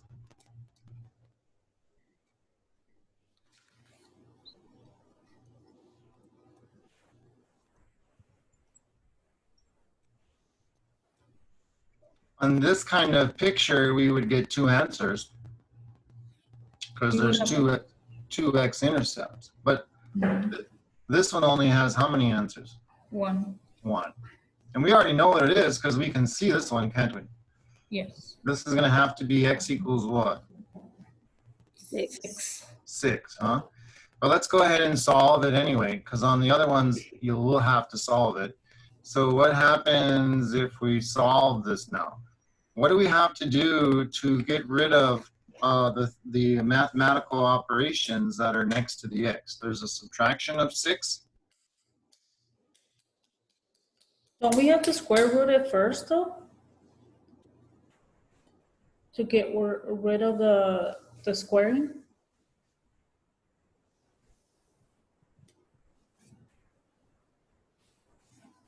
And then we would end up with just the x minus 6, and then we would just move it over by adding 6 to cancel out. So it'd be a positive 6. So it still would stay as, So you're right, square root of both sides. To get rid of the powering of 2, you have to root 2 or square root. And you have left the x minus 6.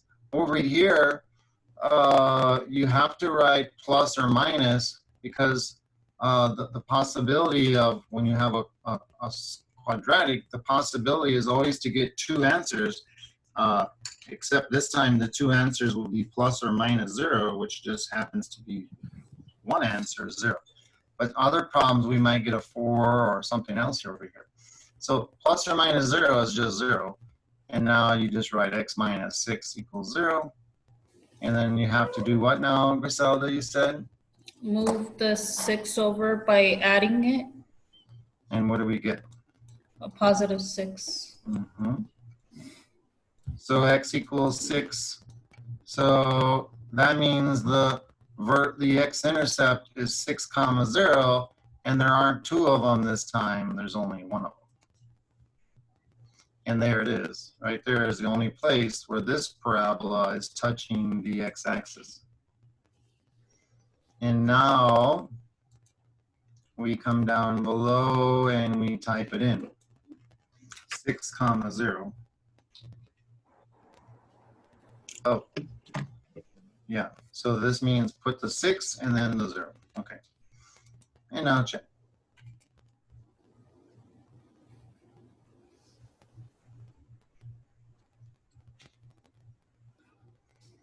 We matched the graph correctly. We typed in, or we found the vertex form correctly. We found the vertex, the axis of symmetry, and the x-intercept correctly. Any questions there? No, sir. Okay, I wanna do one more. It won't take long. Now, in one comment here, what would happen if it would have been this parabola? Just pretend. The vertex is right here, that's no problem. But what about the x-intercept? Does this parabola ever come down and touch or cross the x-axis? No. So then you would have to say, if an answer does not exist, enter D and E. So there might be a graph like this one, and then you can just see though, Can't you see, like, if you get this graph, can't you see that there won't be any x-intercepts? Yeah. Yeah. Right. And then you can just type it does not exist. If you're wondering what would have happened if I tried to solve it, you would end up, that moment a moment ago when we had x minus 6 squared, I'm sorry, we had x minus 6 squared equal to 0. And then to get rid of the squaring, Griselda said you have to take the square root of both sides, which was correct. And then we wrote this down.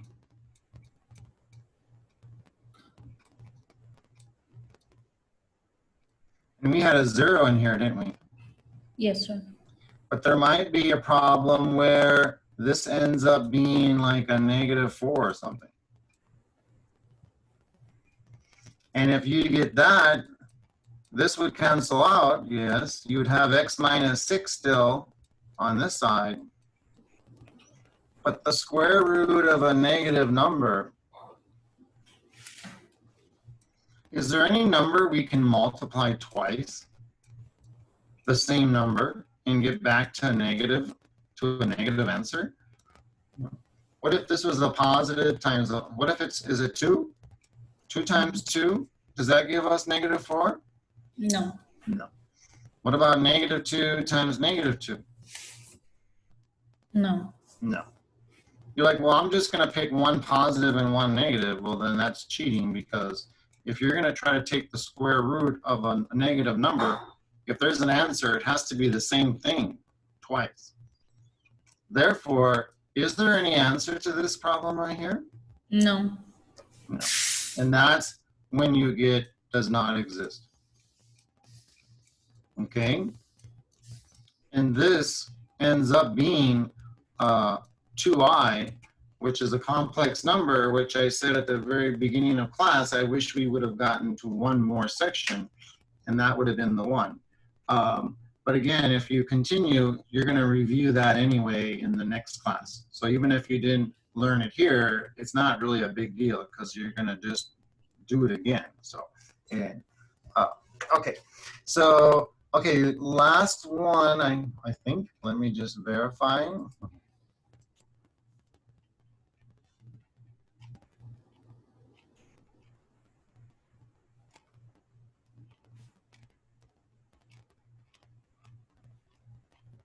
Okay, yeah.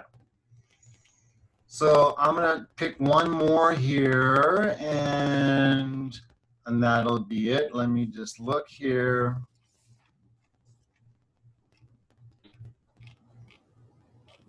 See, like this one, there's a 7. We're gonna have to factor out a 7 before we can begin. This one has an 8. We're gonna have to factor out an 8 before we begin. This one has a -1. We'll have to factor out a -1 before we begin, and the same with this one. And this one, no, it's already a +1. And the one above that is the one we just did. So, and the same thing here. Okay, so, and then if you girls have a question or anyone else, you can always check tomorrow in with me at 10:50 for office hour, and if you still have a question after that, you can always email me and ask me, okay? Okay.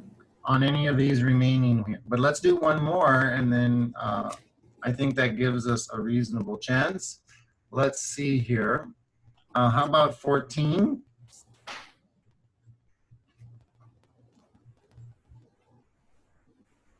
Negative x squared, that's like a -1. X squared minus 4x minus 1. And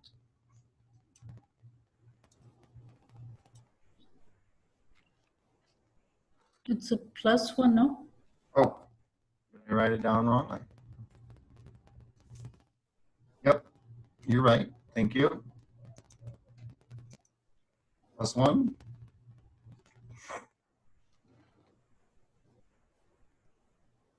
So you see my notebook? Yes, sir. Okay.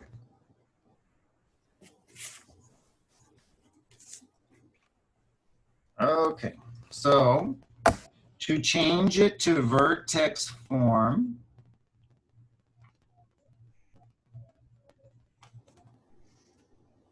we have to factor out if there's a positive 1 in front, then there's no extra first step.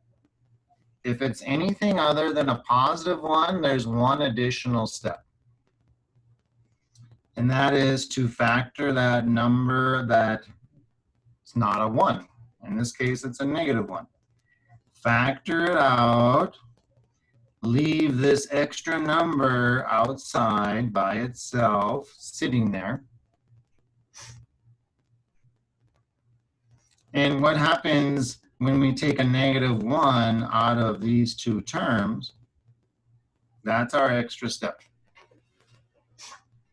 So negative 1 times what gets back to negative x squared? That's just going to be positive what?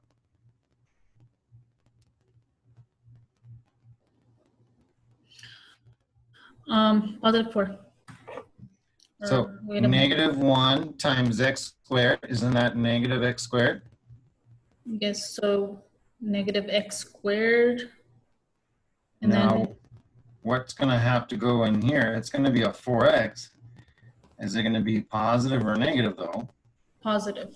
Positive. Is that part okay? If you check, negative 1 times x squared is negative x squared. Negative 1 times positive 4x is negative 4x. Is that okay? Yes.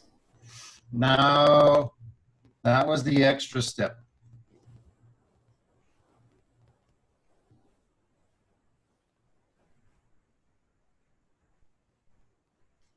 Now we proceed, except what looks different than the first one we did is we have this multiplied negative 1 that had to be factored out of these first two terms. So up here, we only had a positive 1 in front, so we didn't have to do that extra first step. And all we wrote down was the first two terms with separation, and whatever was here, we wrote by itself towards the end. And then we needed to leave space to insert two numbers. And then we take this number, negative 12, and divide it by 2. And then whatever we get, we squared. And then when that was a 36, and then we wrote it twice. So what's the only thing different here is because we had that first step, now the negative 1 factored out makes this look a little different, only in that because we have to have this parenthesis here because the negative 1 was factored out of these two terms. So the plus 1 is still by itself outside the grouping symbol, and the factored negative 1 came out of these two terms, and now it's sitting here in front. And so we need this grouping symbol because the negative 1 is been taken out of both of these two. Now we're going to do what we did before, which is to add a new number and subtract the same number. How do we get that number? It's not always going to be a 36 like we had above. It's whatever this is, you take this number now. You can't take this one. You take this number that after you factored out the negative 1, and you write it down on somewhere or mentally. And you always do what? What did we do before, ladies? We always did what? Divide by 2. Simplify it. What's that? 2. and then you square it, so it equals 4. Mhm. That's the number we insert right up here and right here. Because if you add 4 minus 4 into an equation, that's just adding a sophisticated 0 to everything. Any questions there? Now put together, that's why you always write the plus first. And these three terms, positive 1x squared, and the next two will always factor into a perfect square expression. So these three terms right here will factor, as long as we didn't make a mistake, will always factor into a perfect square expression.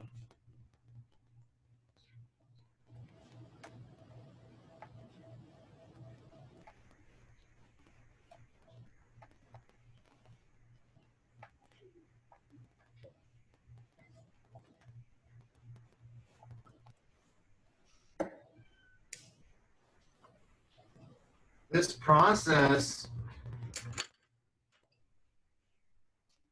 okay, so let's do that.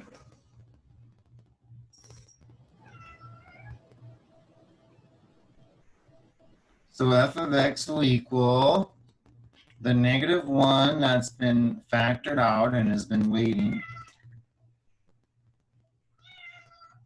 All right, I have a cat here that wants attention.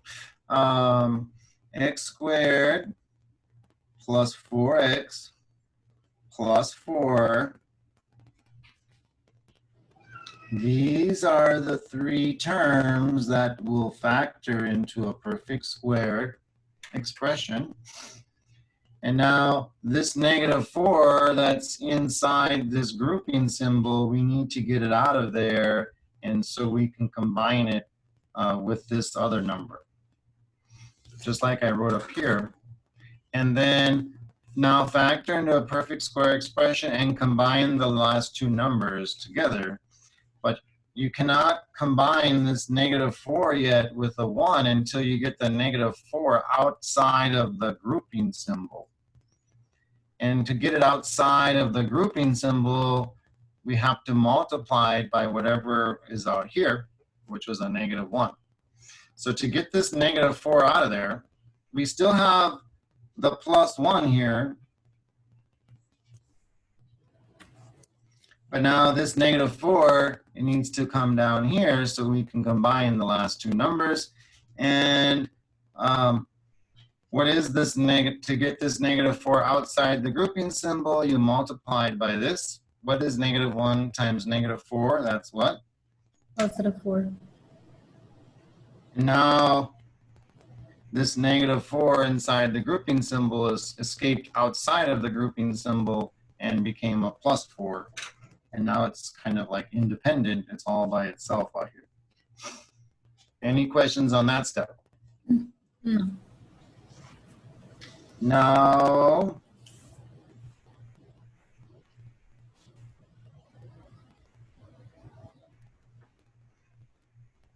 the 1 plus 4 combines, the last two numbers combine to a 5. And these three terms right here will always factor into a perfect square expression. And now we just got to figure out what that would be.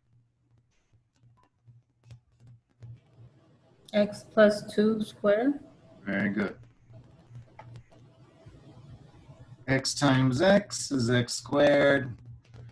To get the 4, it's 2 times 2. And then you look right here and it's a plus, so it has to be +2. We could multiply that out and confirm it gets back to x squared plus 4x plus 4, which it will. Now write it as a perfect square expression, which just means write it once with a square.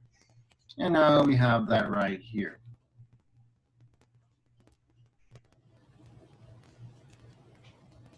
Any questions there, ladies? No, sir.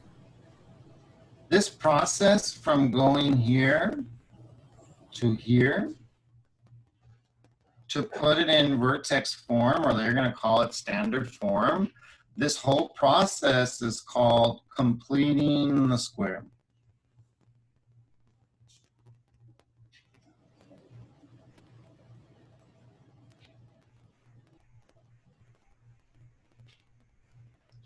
Completing the square.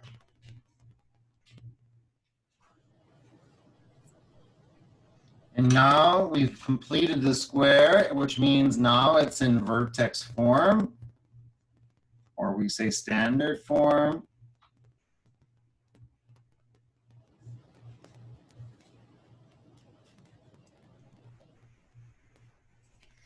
Which means we can get the vertex point.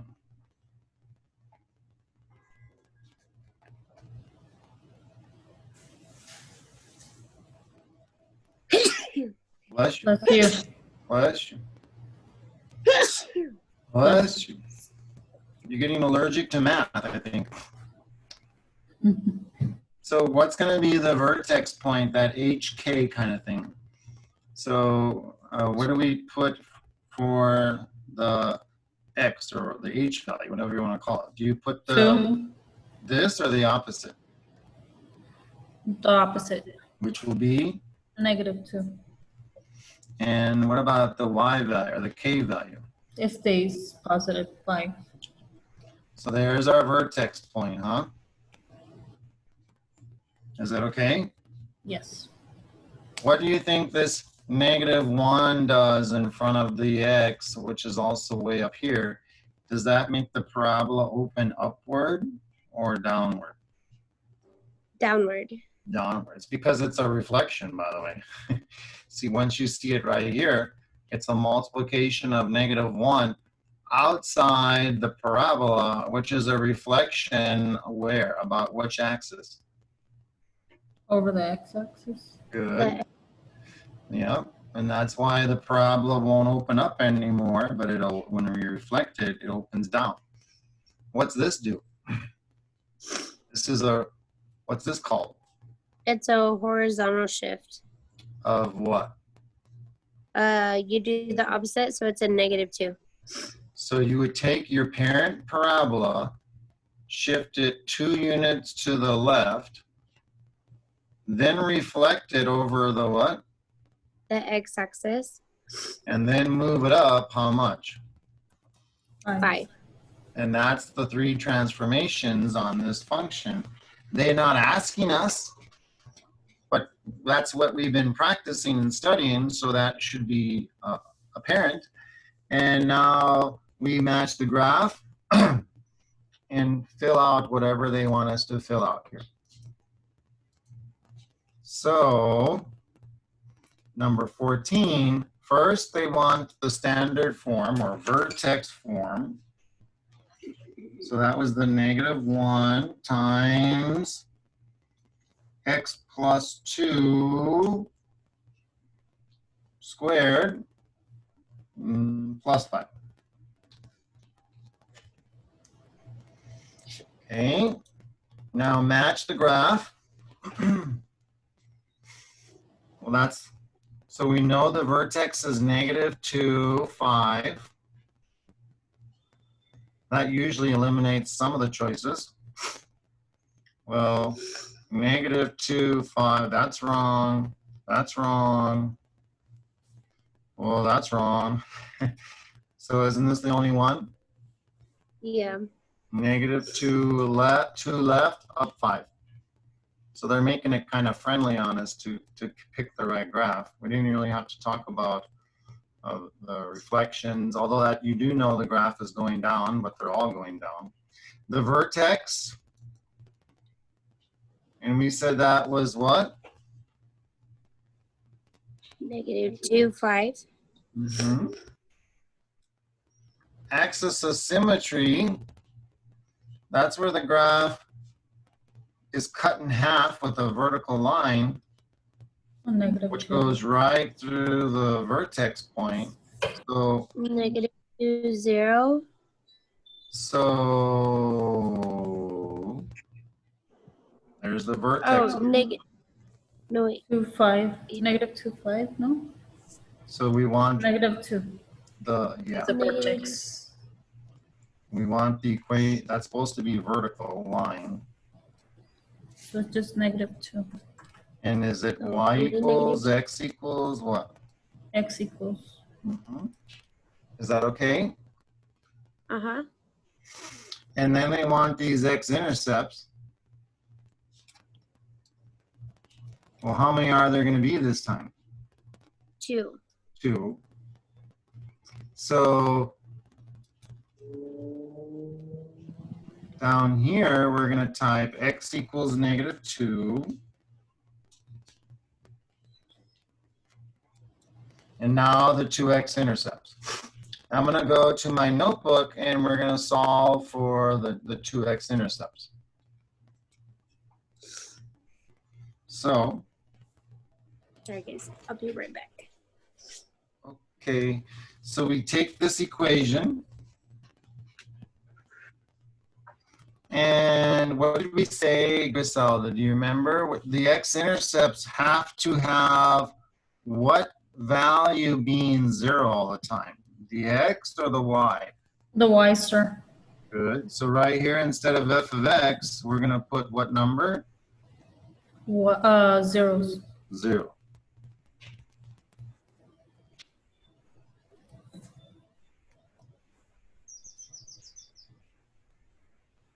We know there are going to be 2 of them. We saw the graph.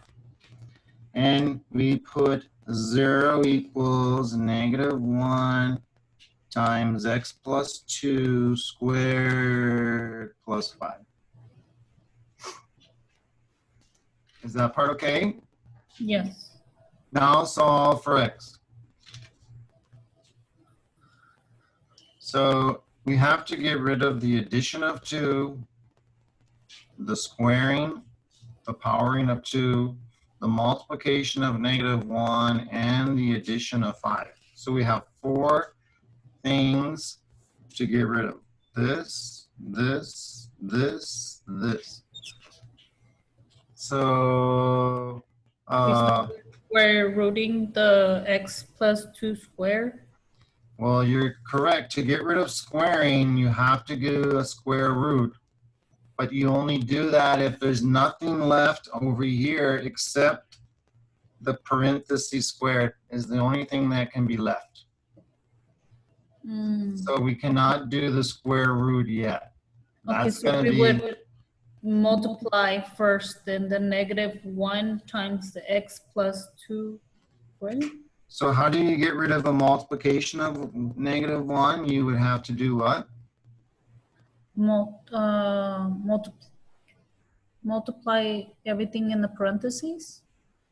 What's the inverse operation of multiplication of -1? Oh, division. And you'd have to divide this by -1, this by -1, that by -1. That will work. But that But looks what do you think is, complicated. what? It looks like it's gonna be complicated.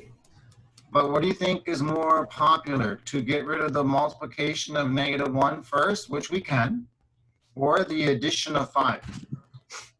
Addition of 5, Good. And how do we get rid of an addition of 5? subtracting it to cancel it out.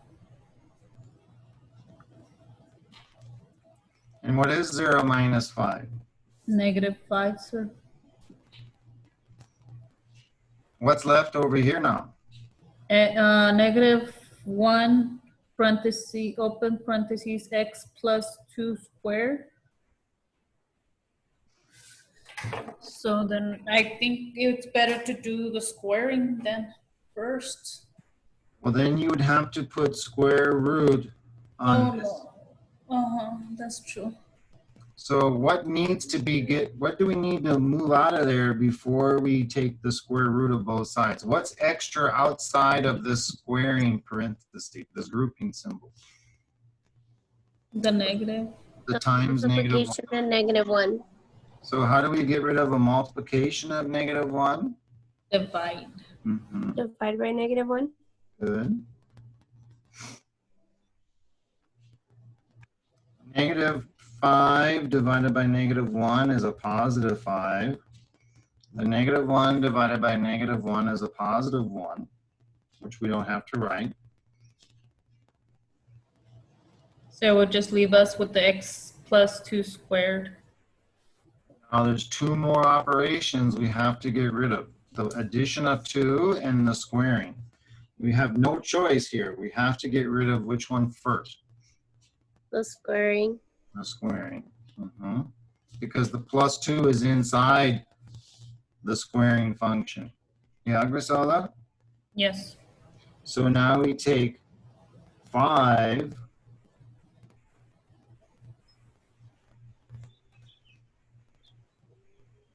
and we take the square root of both sides. The square root of 5 doesn't simplify, does it? No, so it would be a positive and negative. So plus or minus, good. That's what's going to give us our 2x intercepts. The squaring and the square root compose out. That's why we did it. And we're left with x plus 2. You don't need to put it in a parenthesis anymore. If you wanted to, there would just be a times 1 in front of it, but that doesn't help. And now, what's the last thing we have to get rid of to solve for x? The subtraction of 2. Good. To get rid of addition of 2, we subtract 2. X equals then, the x-intercepts are going to be, depends how you want to write it, but you can say plus or minus the square root of 5 minus 2. That might look a little strange. Or x equals 1 at a time. One of these is positive square root of 5 minus 2. Or the other answer is, or I guess we can say and, both answers. Anyway, negative square root of 5 minus 2. In terms of points, the x-intercepts, the points are going to be as a point. So these two x-intercepts that we just found, which are this one right here and this one right here. So as a point, the y value is 0 on both of these, right? We said that. And now we just fill in the x value, and it depends how they ask us. Do they ask us to round the answers to the nearest 2 decimal places or something? Or they don't say anything, do they? So if they don't say anything, that means we're going to have to write an exact form. So going back to my notebook, we're going to write the 2 x-intercepts. Y is equal to 0 on both of them. That's what x-intercepts are. The 2 x values are the ones we just got over here. The negative square root of 5 minus 2 and the positive 5 square root of 5 minus 2. So negative square root of 5 minus 2,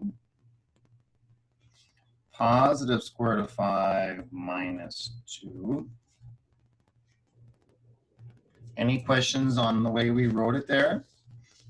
No. No. And now we go back to WebAssign and we put those answers in.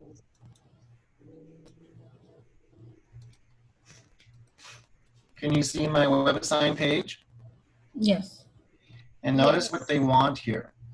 What do they want first? Which x-intercept first? There's two of them. The one that has the smaller what? Smaller x value. So one of these two is a smaller x value.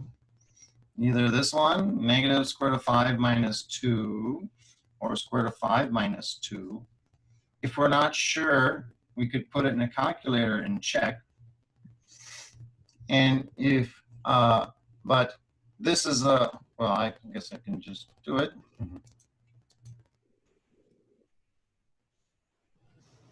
So if you're not sure on your own, you could just put it in a calculator.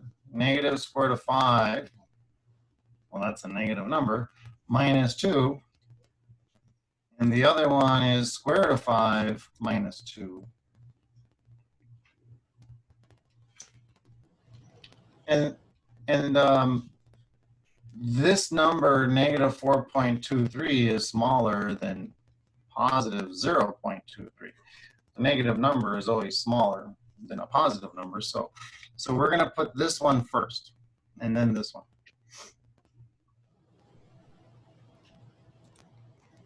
So here we put negative square root of 5 minus 2, comma 0. If you wanted to, you could put a grouping symbol right here if it makes us feel more comfortable. I don't know if I don't think they would not mark that wrong. No need to. The square root of 5 plus 2. I mean, minus 2. And then comma 0. And if you don't want that parenthesis, you don't have to put it. Any questions there? Like that positive 5, how would you even know where to graph it? It says point, what, 0.236 something. Yeah, that's this right here, Griselda. Closer to the 0, okay. And then it's 0.236, which is a tiny bit to the right, and the y value is 0, which makes it on the x-axis, which is the x-intercept. And the other one is negative 4 point something, and that's right here, and comma 0. So that's these two right here, isn't it? Yes. Does that make sense? Yes. Okay, Megan, is it okay?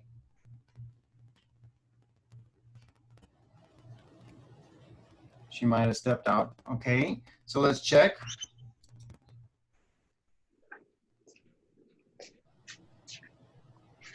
And 14, we have the right vertex or standard form. We have the right graph. There's the green check for that choice. We have the right vertex, the right axis of symmetries, and the correct x-intercepts. So, well, that's all of the material, which was a lot. There, you may or may not get stuck on any of these. There's nothing new about it. But if you do get stuck, then you can ask tomorrow. I'm going to show you just this one first step here, ladies, so that, but then you can try the rest of it yourself. What are we going to have to factor out here first as a first step? What's in front of this x squared? A 7. So I'm just going to write, because that's probably going to be a little bit of a trouble spot. Potentials. Factor out a 7. Plus 1 is still here. When you factor out the x squared, the 7, I'm sorry, This will be x squared. And this is why I wanted to just show you this. This turns out to be a 1/7.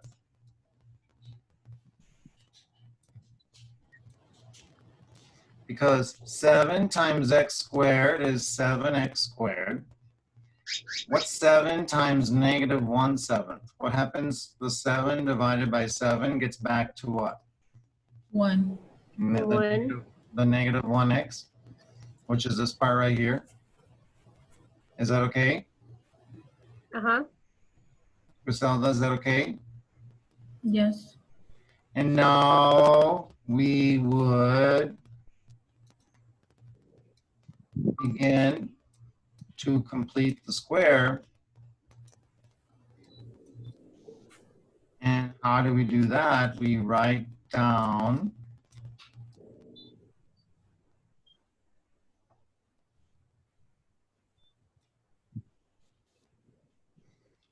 leave some space for the addition of that new special number.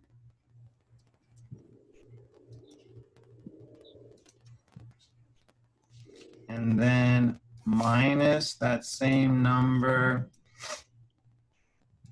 inside the grouping symbol. And then we still have +1.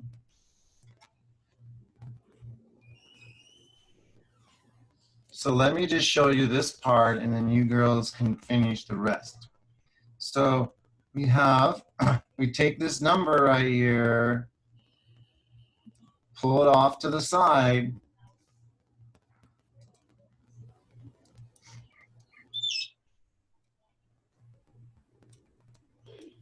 And before it was never a fraction. On the first one, it was a negative 12 and we divided by 2. The next one was a 4 divided by 2. But the reason I kind of felt guilty if I don't show you this before we stop is because it's a fraction. So now we take this fraction and divide it by what? We always divide it by what? Reciprocal? Well, I mean, what did we? Oh, by 1. I mean, what did we? Oh, sorry.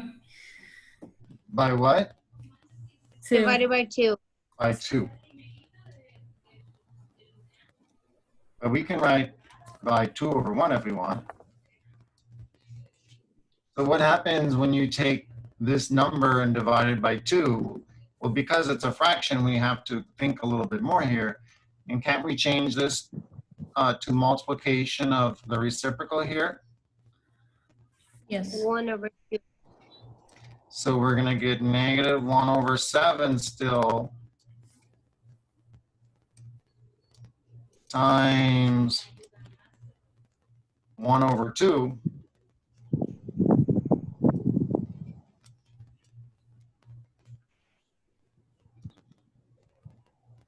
That's supposed to be a 2. And now, whatever that equals. So what's negative 1/7 times 1/2? So that's negative 1/7 times 2? That's what? 14. 14.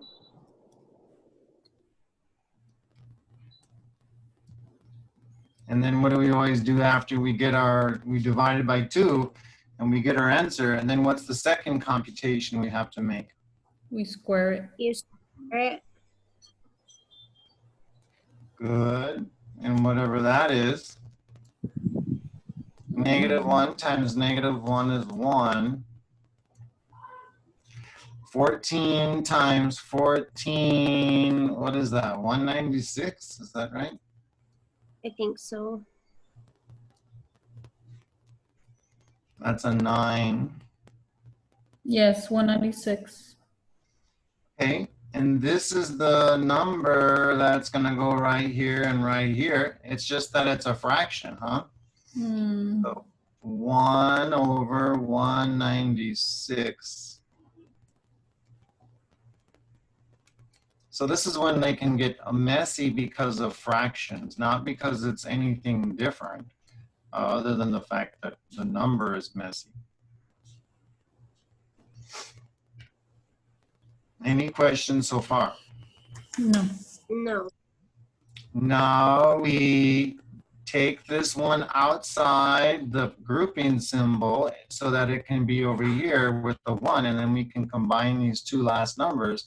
But can we just take the negative out and just write it over here all by itself? No, because it's kind of trapped by this multiplication of 7. So to get this out of here, you have to multiply it by 7 first. Is that part okay? Yes. Yes. So we're going to get,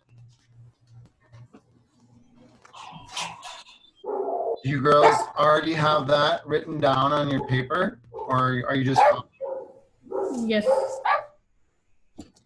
So I'm going to switch to my notebook just because it's kind of frustrating writing with this mouse pen. So, and maybe I accidentally erased my drawing. Apparently I did. So,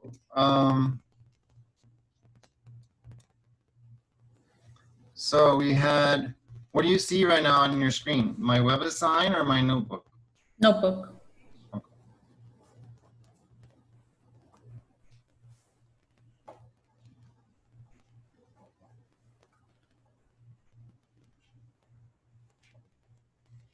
So just to catch up, we factored out a 7.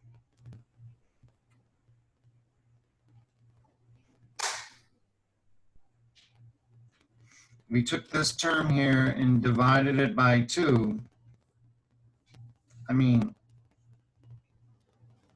Divided it by 2. We see your arm instead of what you're writing. Well, I suppose you don't Oh, want to there see we my arm. Fine. There we go. I'm just kidding. Okay. Okay. So, yeah. So this became -1/7 times 1/2, which was -1/14 squared, which was 1/196. And then we put it right here.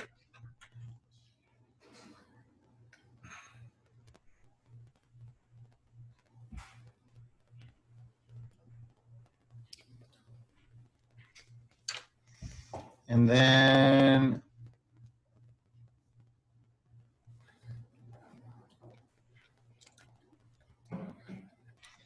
then to get this term, remember these are the 3 terms that will factor to the perfect square.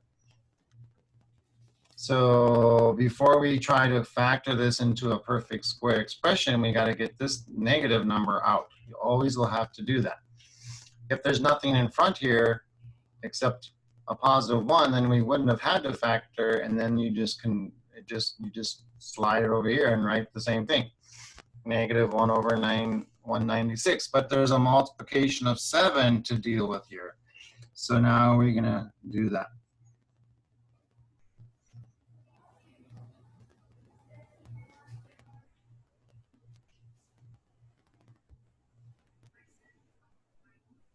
So that's this part right here, is this part right here, times, to take this out, it's gonna be, you gotta multiply 7 times this first.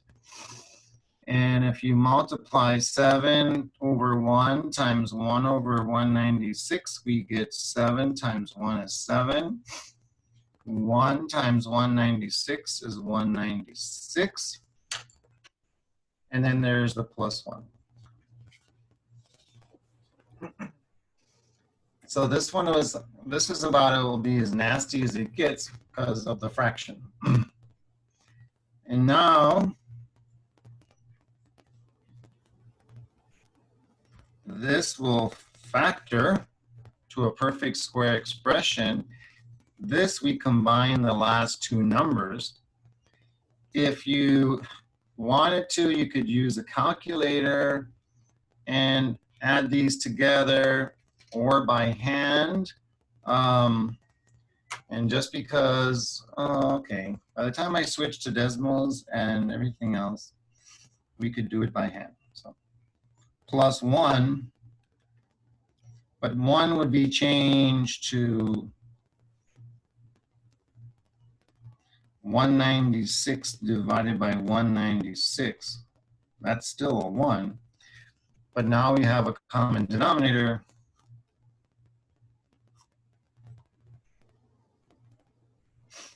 -7 plus 196 is 189. Those are just not very nice, friendly fractions there. But that's what we get.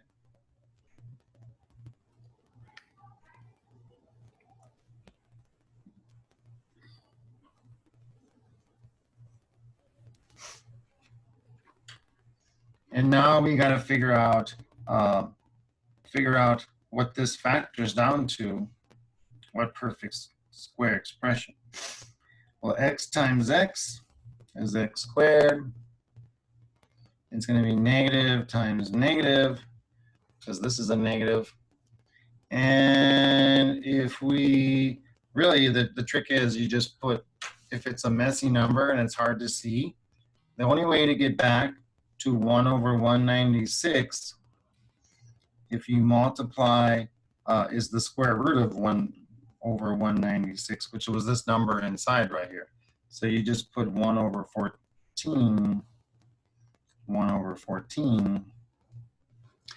And if you multiply 1 over 14 times 1 over 14, you're going to get back to 1 over 196. And negative times negative will be this positive. And if you checked it, you would multiply all this out, you would get back to the negative 1/7 x as well. So this will become x minus 1/14 squared, and that's what goes right here.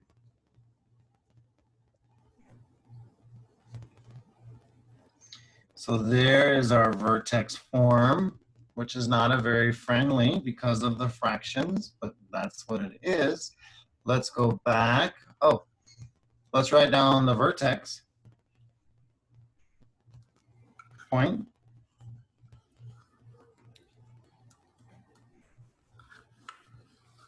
Grisela, can you help us with that? What's going to be the vertex point? Once we have it in vertex form, we're supposed to be able to see that. 1 over 14, 1/14 Mm-hmm. positive, and then the y is gonna be 189 over 196. Very good. And now let's go to our WebAssign.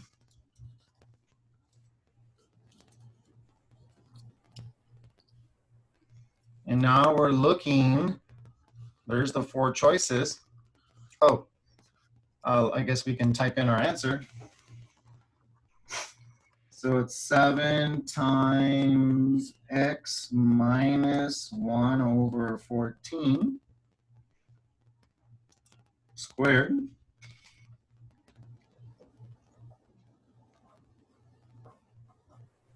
And then it was plus 189 over 196.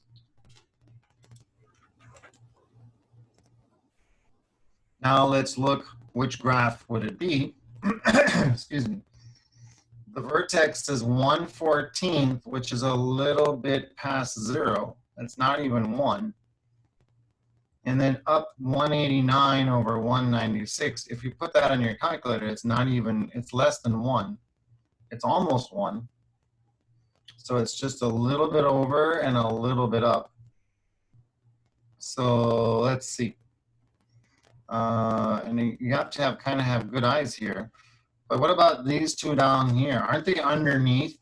Aren't they underneath the x-axis, the vertex point here?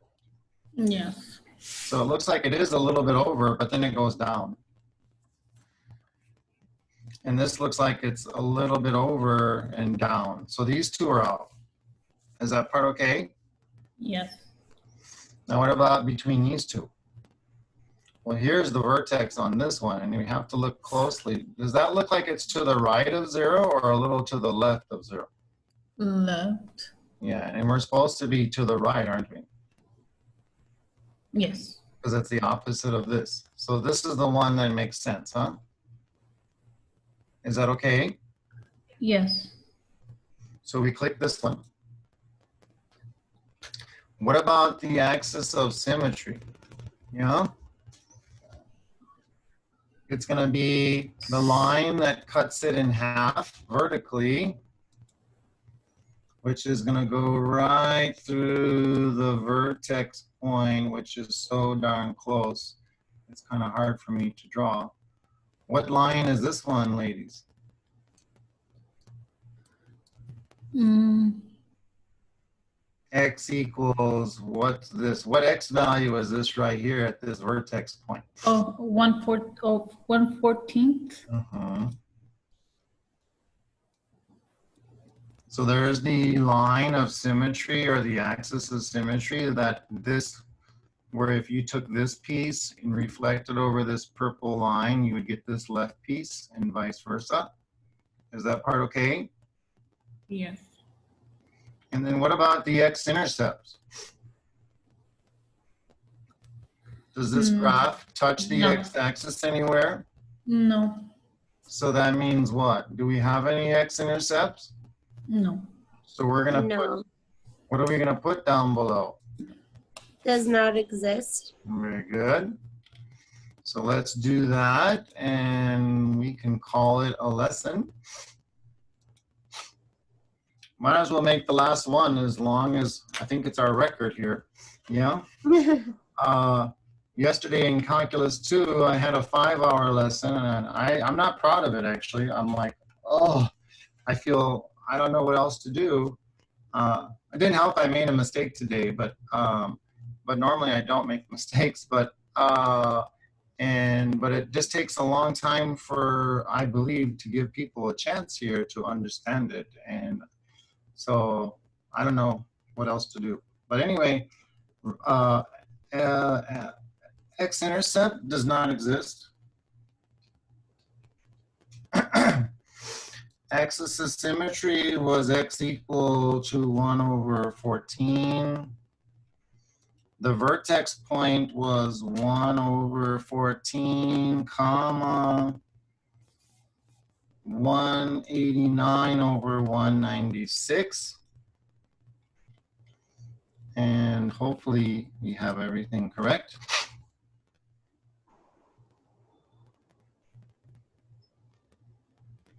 And there's 16, the vertex form, standard form is correct. The matching of the graph is correct. And the vertex axis symmetry x-intercepts are correct. Any questions there? No. No. So it was messy because of the fractions, huh? Yeah. Yeah, it was. But that was the last question, number 16 on your assignment. When you do this one, it won't be any fraction, because what are you going to factor out of this one, ladies? An 8. And what's going to happen when you factor it out? What will be left? The 21 will be at the end, outside the grouping symbol. What will be left inside the grouping symbol when you factor an 8 out of, when you factor an 8 out of these two, what will be left? The x squared minus x. Yeah. And then actually, I take it back. So what's in front of the x? A minus, when you said minus x, that's a minus what? 8. So 8 times x squared minus 1x plus 21. Okay, I promise. This is, I'm only going to help you with the first step, okay? Yeah. What's going to happen when you figure out what number goes in here? You take the number in front of the x. What's the number in front of the x this time? Not a -8 anymore, but a what? -1. And divided by what? 2. Simplified if you can. Well, you could change it to a decimal, but it doesn't simplify. Now you do what to that? You square it. And what is -1/2 squared? What's -1/2? What's -1 times -1? 1, And the denominator, 2 times 2. 4, Is that okay, Griselda? Yes, I'm just writing down. So we're going to have a plus 1/4 and a what? A minus what? minus 1/4. Mm-hmm. And now you're going to take out the negative 1/4. But when you take it out, you have to multiply by 8 first, huh?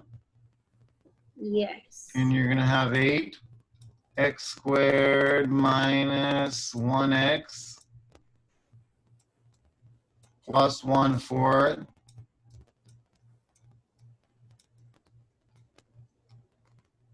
plus 21 still.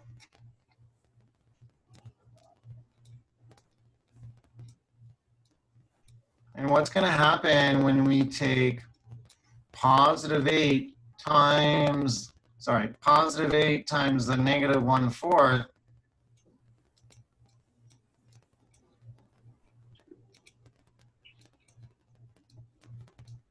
Gonna get a negative 8 over 32. well, be careful. This is an 8 over 1, not 8 over 8. When you say you're 20 years old, you don't say 20 over 20, do you? It would be No. a -2, no? Yeah, so this will be negative 8 over 4, which is a negative 2. So this will be a -2 right here. And now you're left Okay. with 8 times x squared minus x plus 1/4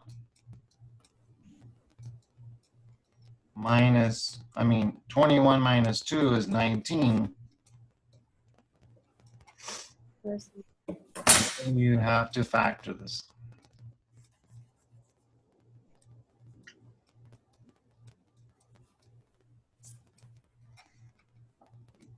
And this, when you factor, is going to become x times x squared. To get positive, it's going to look here. It'll be negative, negative. And what fraction do we have to put here, ladies? What fraction times itself gets back to 1/4? 1. 1 over 2. what number here times what number, same number here, gets back to the 4? 2. Or 2. 2. And by the way, that was what was inside here. That becomes x minus 1/2 quantity squared, which is going to go right here.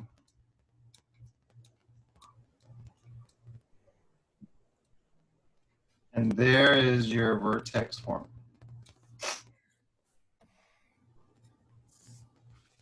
That was a little faster and a little bit messy, but does that make sense? Are there any questions there? No. No, I don't think so.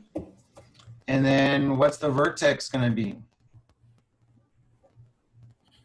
It's going to be half positive and then comma 19.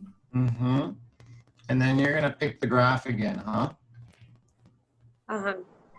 And when you go over positive 1/2 and up 19, well, it's going to have to be up here somewhere. So it's one of these two again. Which one looks a little bit over 1/2? The first one, the second one, which one of those two? The first one? Yeah, because a little to the right, 1/2 over is this one. This one looks like it's a little to the left, 1/2. Negative. So it's this one, huh? Yes. Is this going to have any x-intercepts again? No. No.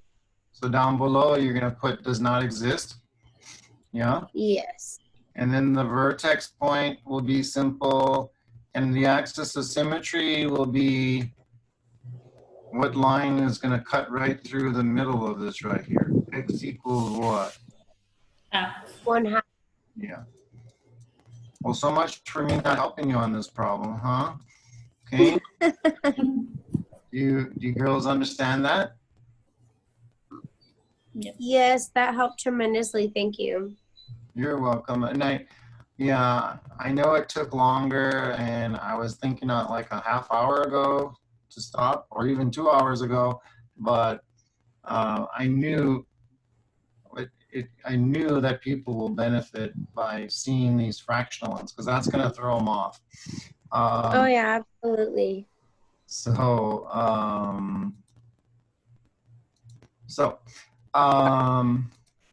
that was, we did 16. We basically just did 15. I just didn't type in the answers.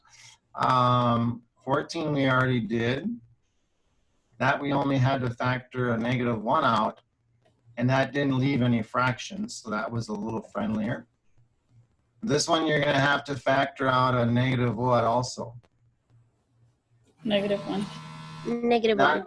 And that will not give you a fraction when you finish completing the square. It'll be kind of like this one below it. And then this one, what's in front of the x squared term? A 1. Do you have to factor anything out here? No. No. This fraction looks a little intimidating. That'll be at the end by itself, huh? Yes. And what number is right here in front of the x that you're going to have to divide by 2 in order to figure out what number to insert there twice? You're going to have to write what? One. A -1. Divided by what? 2. 2. Well, that's just like the one we just did. And what happens when you square -1 divided by 2? You're going to get what? Half. 1/2. Or What's negative. -1/2 times -1/2? 1/4. 1/4. So just like the problem we just did very quickly, we added 1/4 and subtract 1/4 or whatever. Maybe I'm getting mixed up with another one. I don't know. But you're going to add 1/4 and minus 1/4 and then proceed on this one. So this one does have fractions. It's just that you don't have to factor anything out to begin with. Okay? Okay. So that's the one that will have fractions as well.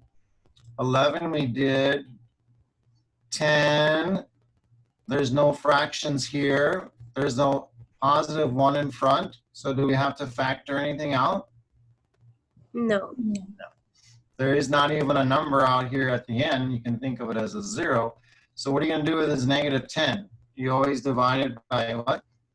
2. A 2. And what will that be? 5. -5, and then you square it. -5. No, 25. So what are you going to insert here? A +25 and a -25? -25. Does that make sense? Mm-hmm. It's kind of hard to see that far ahead. So you'll have x squared minus 10x. And what number did we just say we're going to insert? A plus and a minus what? What did you say? 25.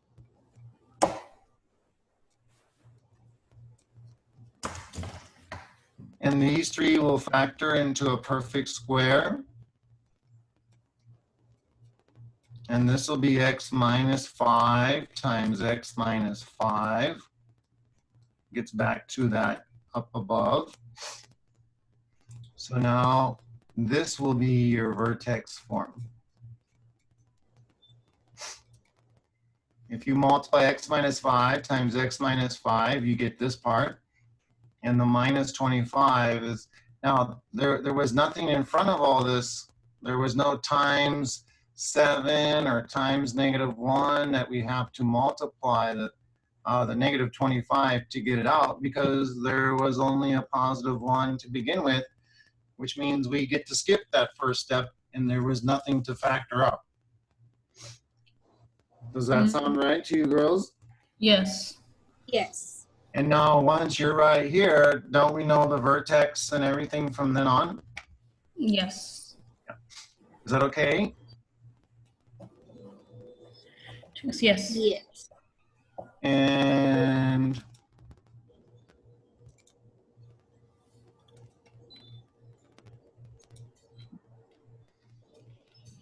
And this was the last one like that, but it's the very first one, so it's going to be just as simple as this one.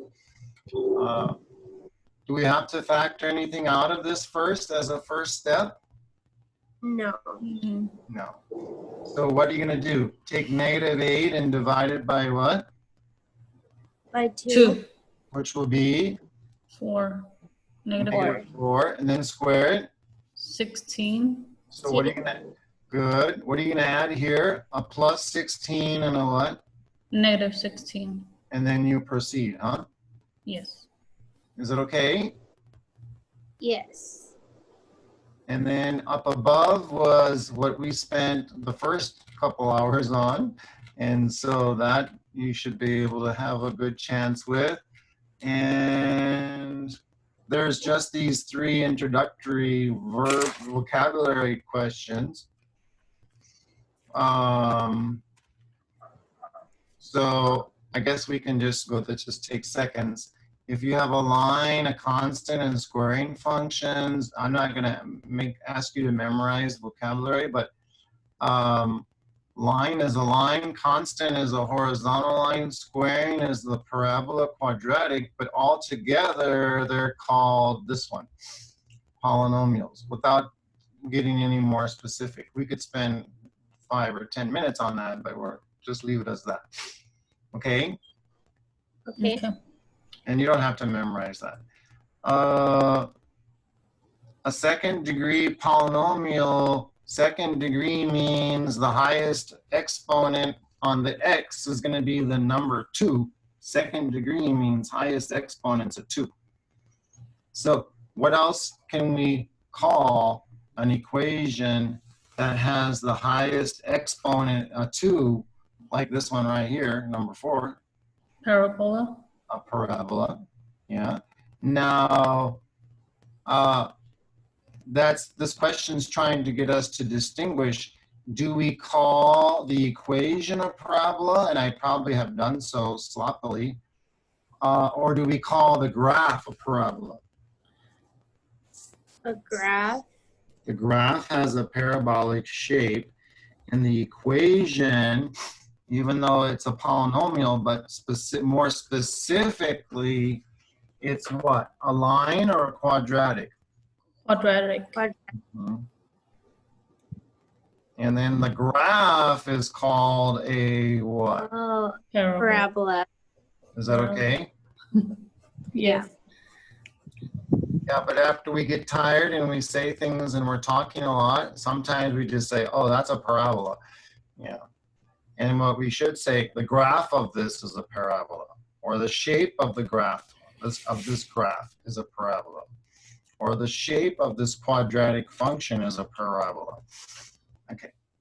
And lastly, the graph of a function quadratic, that means highest exponent 2, which means it's going to have a parabolic shape. And if it opens downward, the leading coefficient, the number in front of the x squared has to be what kind of number? If it opens down. Negative. Negative. That's that reflection over the x-axis to make it go down. The x-axis. Very good. So negative. And the vertex of the graph is, what happens if we have a parabola opening downward? What's this this is a vertex point. It's also what? The y value of this point right here, is it the lowest one or the highest one when it opens down? The lowest one. The lowest. So like right here, if we drew a parabola, The highest. the The highest. highest. Mhm. So this range value on the vertex is the highest one, isn't it? When it opens upward, then you're right. Oh. When it opens upward, then this vertex point would be what range value? The highest one or the lowest one? Right here. The highest. This one right here, my mouse is at. Oh, the lowest. The lowest. But that's when the parabola opens upward, isn't it? Yes. Which is what we've been doing all day, pretty much. But what happens when the parabola opens downward? Then the vertex point is what in terms of its range value? The y The value. lowest.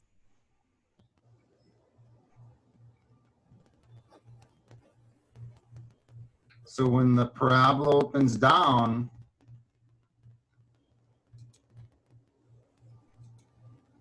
here's a parabola, it opens downward.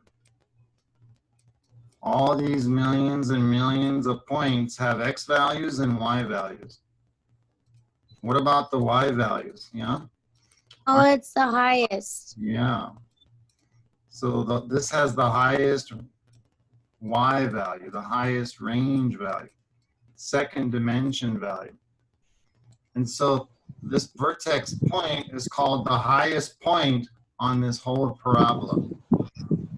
When the parabola opens upward, the vertex point is called the lowest y value or range value or second dimension value. Okay. Is that okay? Yes. Mm-hmm. And another way of saying the lowest range value, the lowest y value, the lowest second dimension value is to call it either a maximum or a minimum. And they wish they would say minimum y value or range value or second dimension value, but they just say I would minimum hope. or maximum. So what would this point right here be for this quadratic? What kind of, is it a maximum range value or a minimum range value? What's this one? Minimum. It would be a minimum. And this one? Maximum. Maximum. So good. So right up here, when the graph of a quadratic function opens downward, the leading coefficient has to be negative. And the vertex of the graph is a maximum. Very good.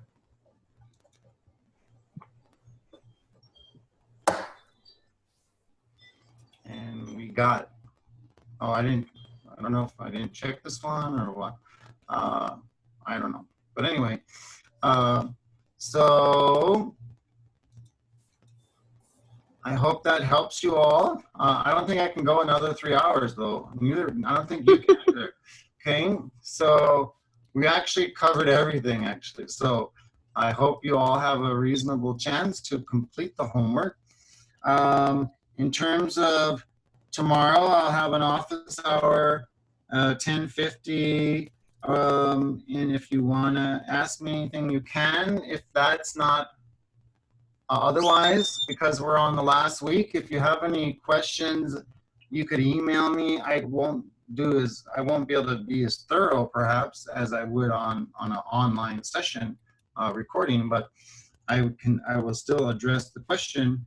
In terms of the remaining week and next week, so you're going to have a test on sections 1.6 to 1.9, an exam. I'm not going to go 1.1, 1.2 to 1.9. That's a lot of sections. And you already had a quiz on 1.2 to 1. Actually, I threw in 1.1, but that was just labeling points and quadrants, so that was not a big deal. So what I'm only going to do is put in an exam on 1.6 to 1.9. And I'm going to put a short quiz on 2.1, the one we just did right now, instead of throwing that into the exam, so you don't have as many sections to cover, review for. And I will put the exam in either tonight or tomorrow morning. And I'll have that will be all that stuff will be due by no later than next Wednesday night. And then your final, I'll put into WebAssign on Sunday night. And then everyone will have until Thursday night by midnight or 11:59 p.m. And if depending on where the student is at, obviously it wouldn't make sense to take the final before you do this other work. So I would hope that would be the last thing a person does. So you guys will be able to figure out what you're going to do in terms of when you're going to finish this homework, take the quiz on this section only, take the exam on 1.6 through 1.9, and then the final exam. So we're on our last lecture here, but there's still work to be done, and that's just how it is at the end, towards the end of a semester. So I hope everyone, you both and everyone that will listen to this later will understand that there's still quite a bit of grade to be determined yet because of what still has to be taken. So it would be a mistake, of course, for any of us to think we can shut down, today or something. That would be a mistake, yeah. Right. So we're not gonna have a review, Mr. King, for before the final? I think we should. Let's see, this one took 4 hours for this one section. And now we're gonna review every single section from the beginning of the semester. So how many hours do you think we should allocate for that? Mm-hmm. One problem per chapter. Do you understand why I know. people think I'm being cruel, and I say I don't do a review? Because how can you? What they really want, I'm not accusing you, but people in general, they'll say, well, I want a review that looks just like the test, and then that's what they really mean. I don't know how to, I don't, to be honest with you, you might, I don't know if I've said it before, but I never have given a review that looks like the test in my career. And I don't believe in that. I know a lot of people do, but that takes away, it sure makes it convenient, right? And nice for the students, but I don't do it out of cruelty. I do it because I want the students to try to learn. And I really, it's exactly the reason. How can I review everything in the semester in one class or something? Yeah, it's a lot of material. It's physically impossible. And then, so whatever you do review, then the students will think, well, that's what's going to be on the final. And that's not true either. So you understand? Yeah. So you said our final is gonna be due also Wednesday, you said? No, Thursday night. Thursday. Oh Lord. By 11:59. I will put that all in an email and send it to your class and the other classes. And what do I recommend for the final to prepare? Well, one, people have been Go back and do practice problems.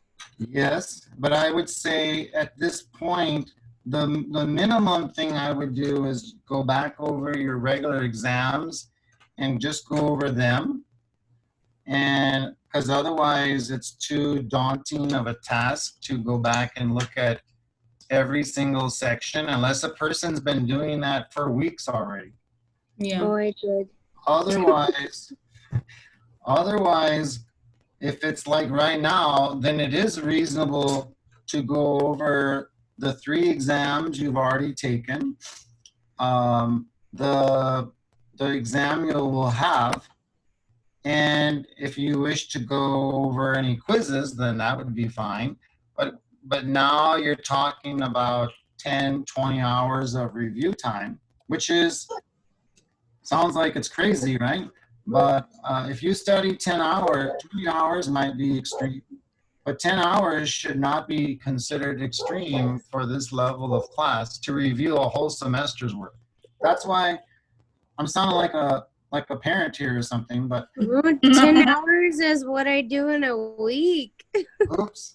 So do you think it's really possible to study 10 hours the day before a test or the night before, or it should be done, Absolutely not. No. or do a little piece each day a week before the exam? Yeah. Yeah. Mr. King, I do have a question for you.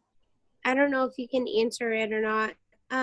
So I am in Miss Ferguson's class, Yeah. and lately when I try to log on to WebAssign, it tells me that my time has been expired, For what? and for WebAssign that I need to purchase the course. Is that right? Yeah, and I emailed her and she told me, I don't know, that I need to contact someone, but I don't know who to contact. So for her class, I can't access the homework or quizzes or anything anymore. Oh, and what about you, Griselda? Yesterday I did a quiz on, but it was just strange because it didn't give me, like, when I do quizzes with you, Mr. King, it didn't allow me to submit anything until after I was completely finished with the whole exam, with the whole quiz. And I still have some pending that I need to get done. I do too. I had some last week, but now that I tried to log in this week, all week I've tried to log in and it doesn't even let me in. So I can't even see the homework. I can't see quizzes, the final exam. I can't see anything anymore. And then I think I for the test, I do have to ask for some type of code or password. Code. Yes, Yeah. I haven't had. Exam. Yeah. Yeah. No, for the test for the, let me go back to her class. You have quizzes. That makes sense that you'll have to have a code. I can't even get in. I don't know if she put a code or not. I can check actually, because anyway, let me see. It's because like hers, like the quiz 6. Oh wait, the quiz 6, that one, which is 3.1, 3.2, that one was due on May 10th, an example. I got to do that one, but the practice quiz. And then final quiz, I haven't done. That's the final. But at least you can see it. I can't even see it. I can't even access all that. I used to be able to. I was down to the bottom of the section, but I don't have access. So it's confusing because it keeps put you on this. It's confusing because on the bottom it says practice final quiz, but then like you said, on the 13th of May, it shows final quiz, but on the 19th of May, it says practice final quiz. And that's just the due date, I think. So do we have it until then? No. Wait, but Griselda, you can see that, right? When you log into Miss Ferguson, you can see that? Uh-huh. Are you going into the same one that shows purchased? Yeah. So every time I try to log in, it tells me my time expired and then I need to purchase the course. Like it used to let me see all the homework and the quizzes and the tests. I did all the homework, but now it doesn't even give me access to it. Okay, so it says you have used all time allowed for this assignment. Please contact your instructor for assistance. You see that too, Miss Ellen? Yes. Yeah, I see that. I just selected one and that's what it says. Let me just look here. I have your class available to me, and I'm looking at this. Let me look at the settings. I'm so sorry, Mr. King. I don't mean to put this on you. No, it's part of my job. I didn't know what else to do. It's actually part of my job. I'm also the coordinator. So let me see what. So nothing looks wrong here. The course is supposed to end on the 19th. Well, that's when you won't be able to look anymore. Okay. And now I do know what happened. The well, let me just put it this way. So I'll email the person that is in charge of our area for this company that puts WebAssign products available to us.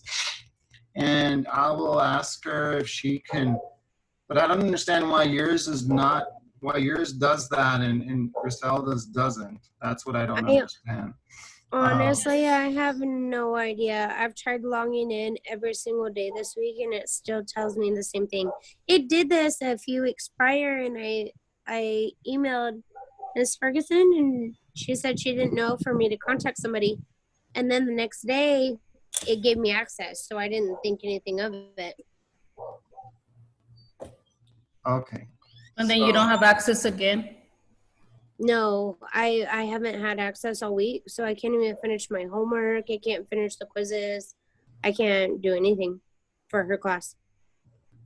So let me send an email to the representative, and this company, they're really good at responding in a very reasonable time, meaning like even that night or at worst the next morning. So Okay. I will email her and I will mention it as a class and mention it as you as an individual who stated they cannot get in.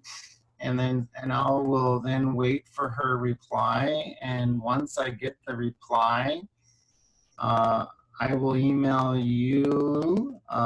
And it's just, well, it also could affect another class as well. But I don't know if it will because it's not with Miss Ferguson, it's with another teacher. So, but anyway, and I'll let you know. And then once I let you know, you can then try to get in and see what happens. If she fixes it and then takes a few hours or till the next morning to email me back and let me know, then you might have lost some hours of time. So you could check every couple hours or every hour or something from now until tonight or something in case that happens.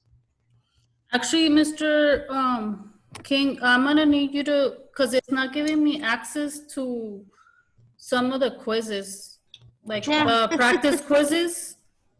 Like I know I did the practice quiz yesterday and it's showing like I didn't even get it done. And then the other one that says which practice quiz? Practice quiz 6, which is 3.1 to 3.2. That one shows like I didn't even do it. And then the one that I don't have access, an example, is the other one, which is this quiz itself for 3. Okay, hold on. So quiz 6, you already took. You have a grade for that. And so okay, then I took okay. So no, I took the quiz 6. It does show, because it doesn't show me like having access to it. Yeah, you got 100 on that. Okay. Maybe because you already took it. The practice quiz, though. I have to get a code for it, right? Let me check. I don't know. No, not the practice quiz. I need to do. The practice quiz, you didn't do that. No, I need to do those. Well, you said you weren't able to get into the practice quiz. No, I meant the other one. I thought I didn't have access anymore for some reason, but the one that you say I got 100, the quiz itself, the 3.1 quiz instead of the practice quiz. But when you go to your grade book, can't you see the grades there? Let me check. What other quiz? Is there another quiz you thought you can't get in? And Megan, you can't get into anything. Let me go to your grades and see. Mine does 3. It doesn't even reflect quiz 6 at all. It doesn't show it? No, it doesn't show it. That's weird. I don't know why that is. So when you go to your assignments, it doesn't show quiz 1. It just doesn't show anything. Mine, it shows quiz 1 through 5, and then they all got 1 through 5 has 0.5 .00. That's it. But you don't have to do any of those quizzes, right? No, But no. what does I it need to- say? What does it say for quiz 6, 3.1 and 3.2? Is it showing there? No, not on the grades. When I try to, not on grades, it doesn't show on there. But what does it show when you go to your class and all the homeworks are there and the quizzes? Does it show there? For quiz 6, I have no access. Okay, hold which on. is the one that you said that I already did. So look at, do you see my screen? Let me go back because I pulled up. Okay. Let me open your screen. Sorry, because I had to minimize it in order to see mine.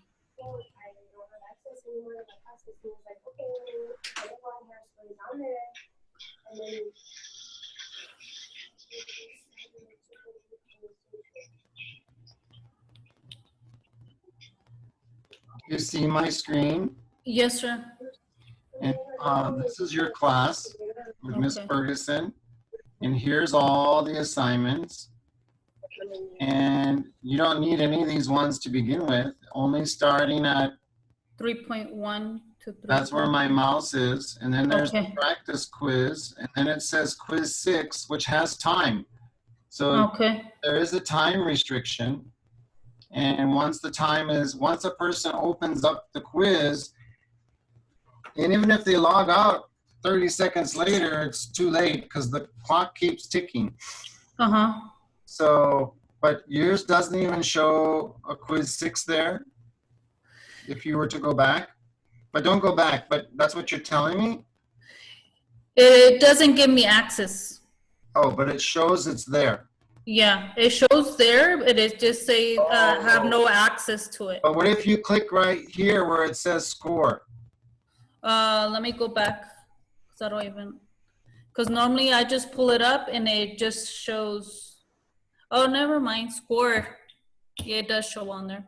Okay, so then that means I could go ahead and I should have access to the rest of them. You may not have access to quiz 6 anymore. It may not show you the actual quiz. If you click view, like where my mouse is, what will it do? View where, sir? Oh, do you have a button that says view, like where it's nearby, where it says score? Let me see. No. Oh, so you just click this part.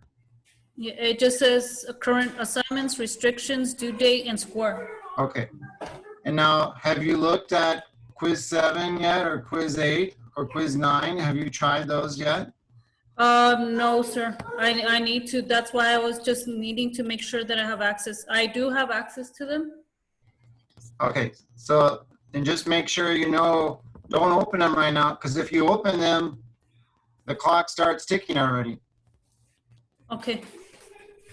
Oh my God. I just did. All right. Let me let you go then, because I Okay. gotta get. Okay. Bye. Okay, goodbye.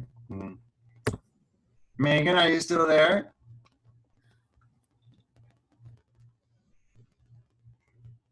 Megan?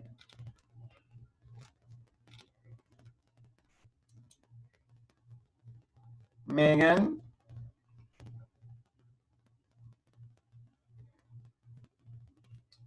Okay, well, goodbye. Email me if you have a question. Okay.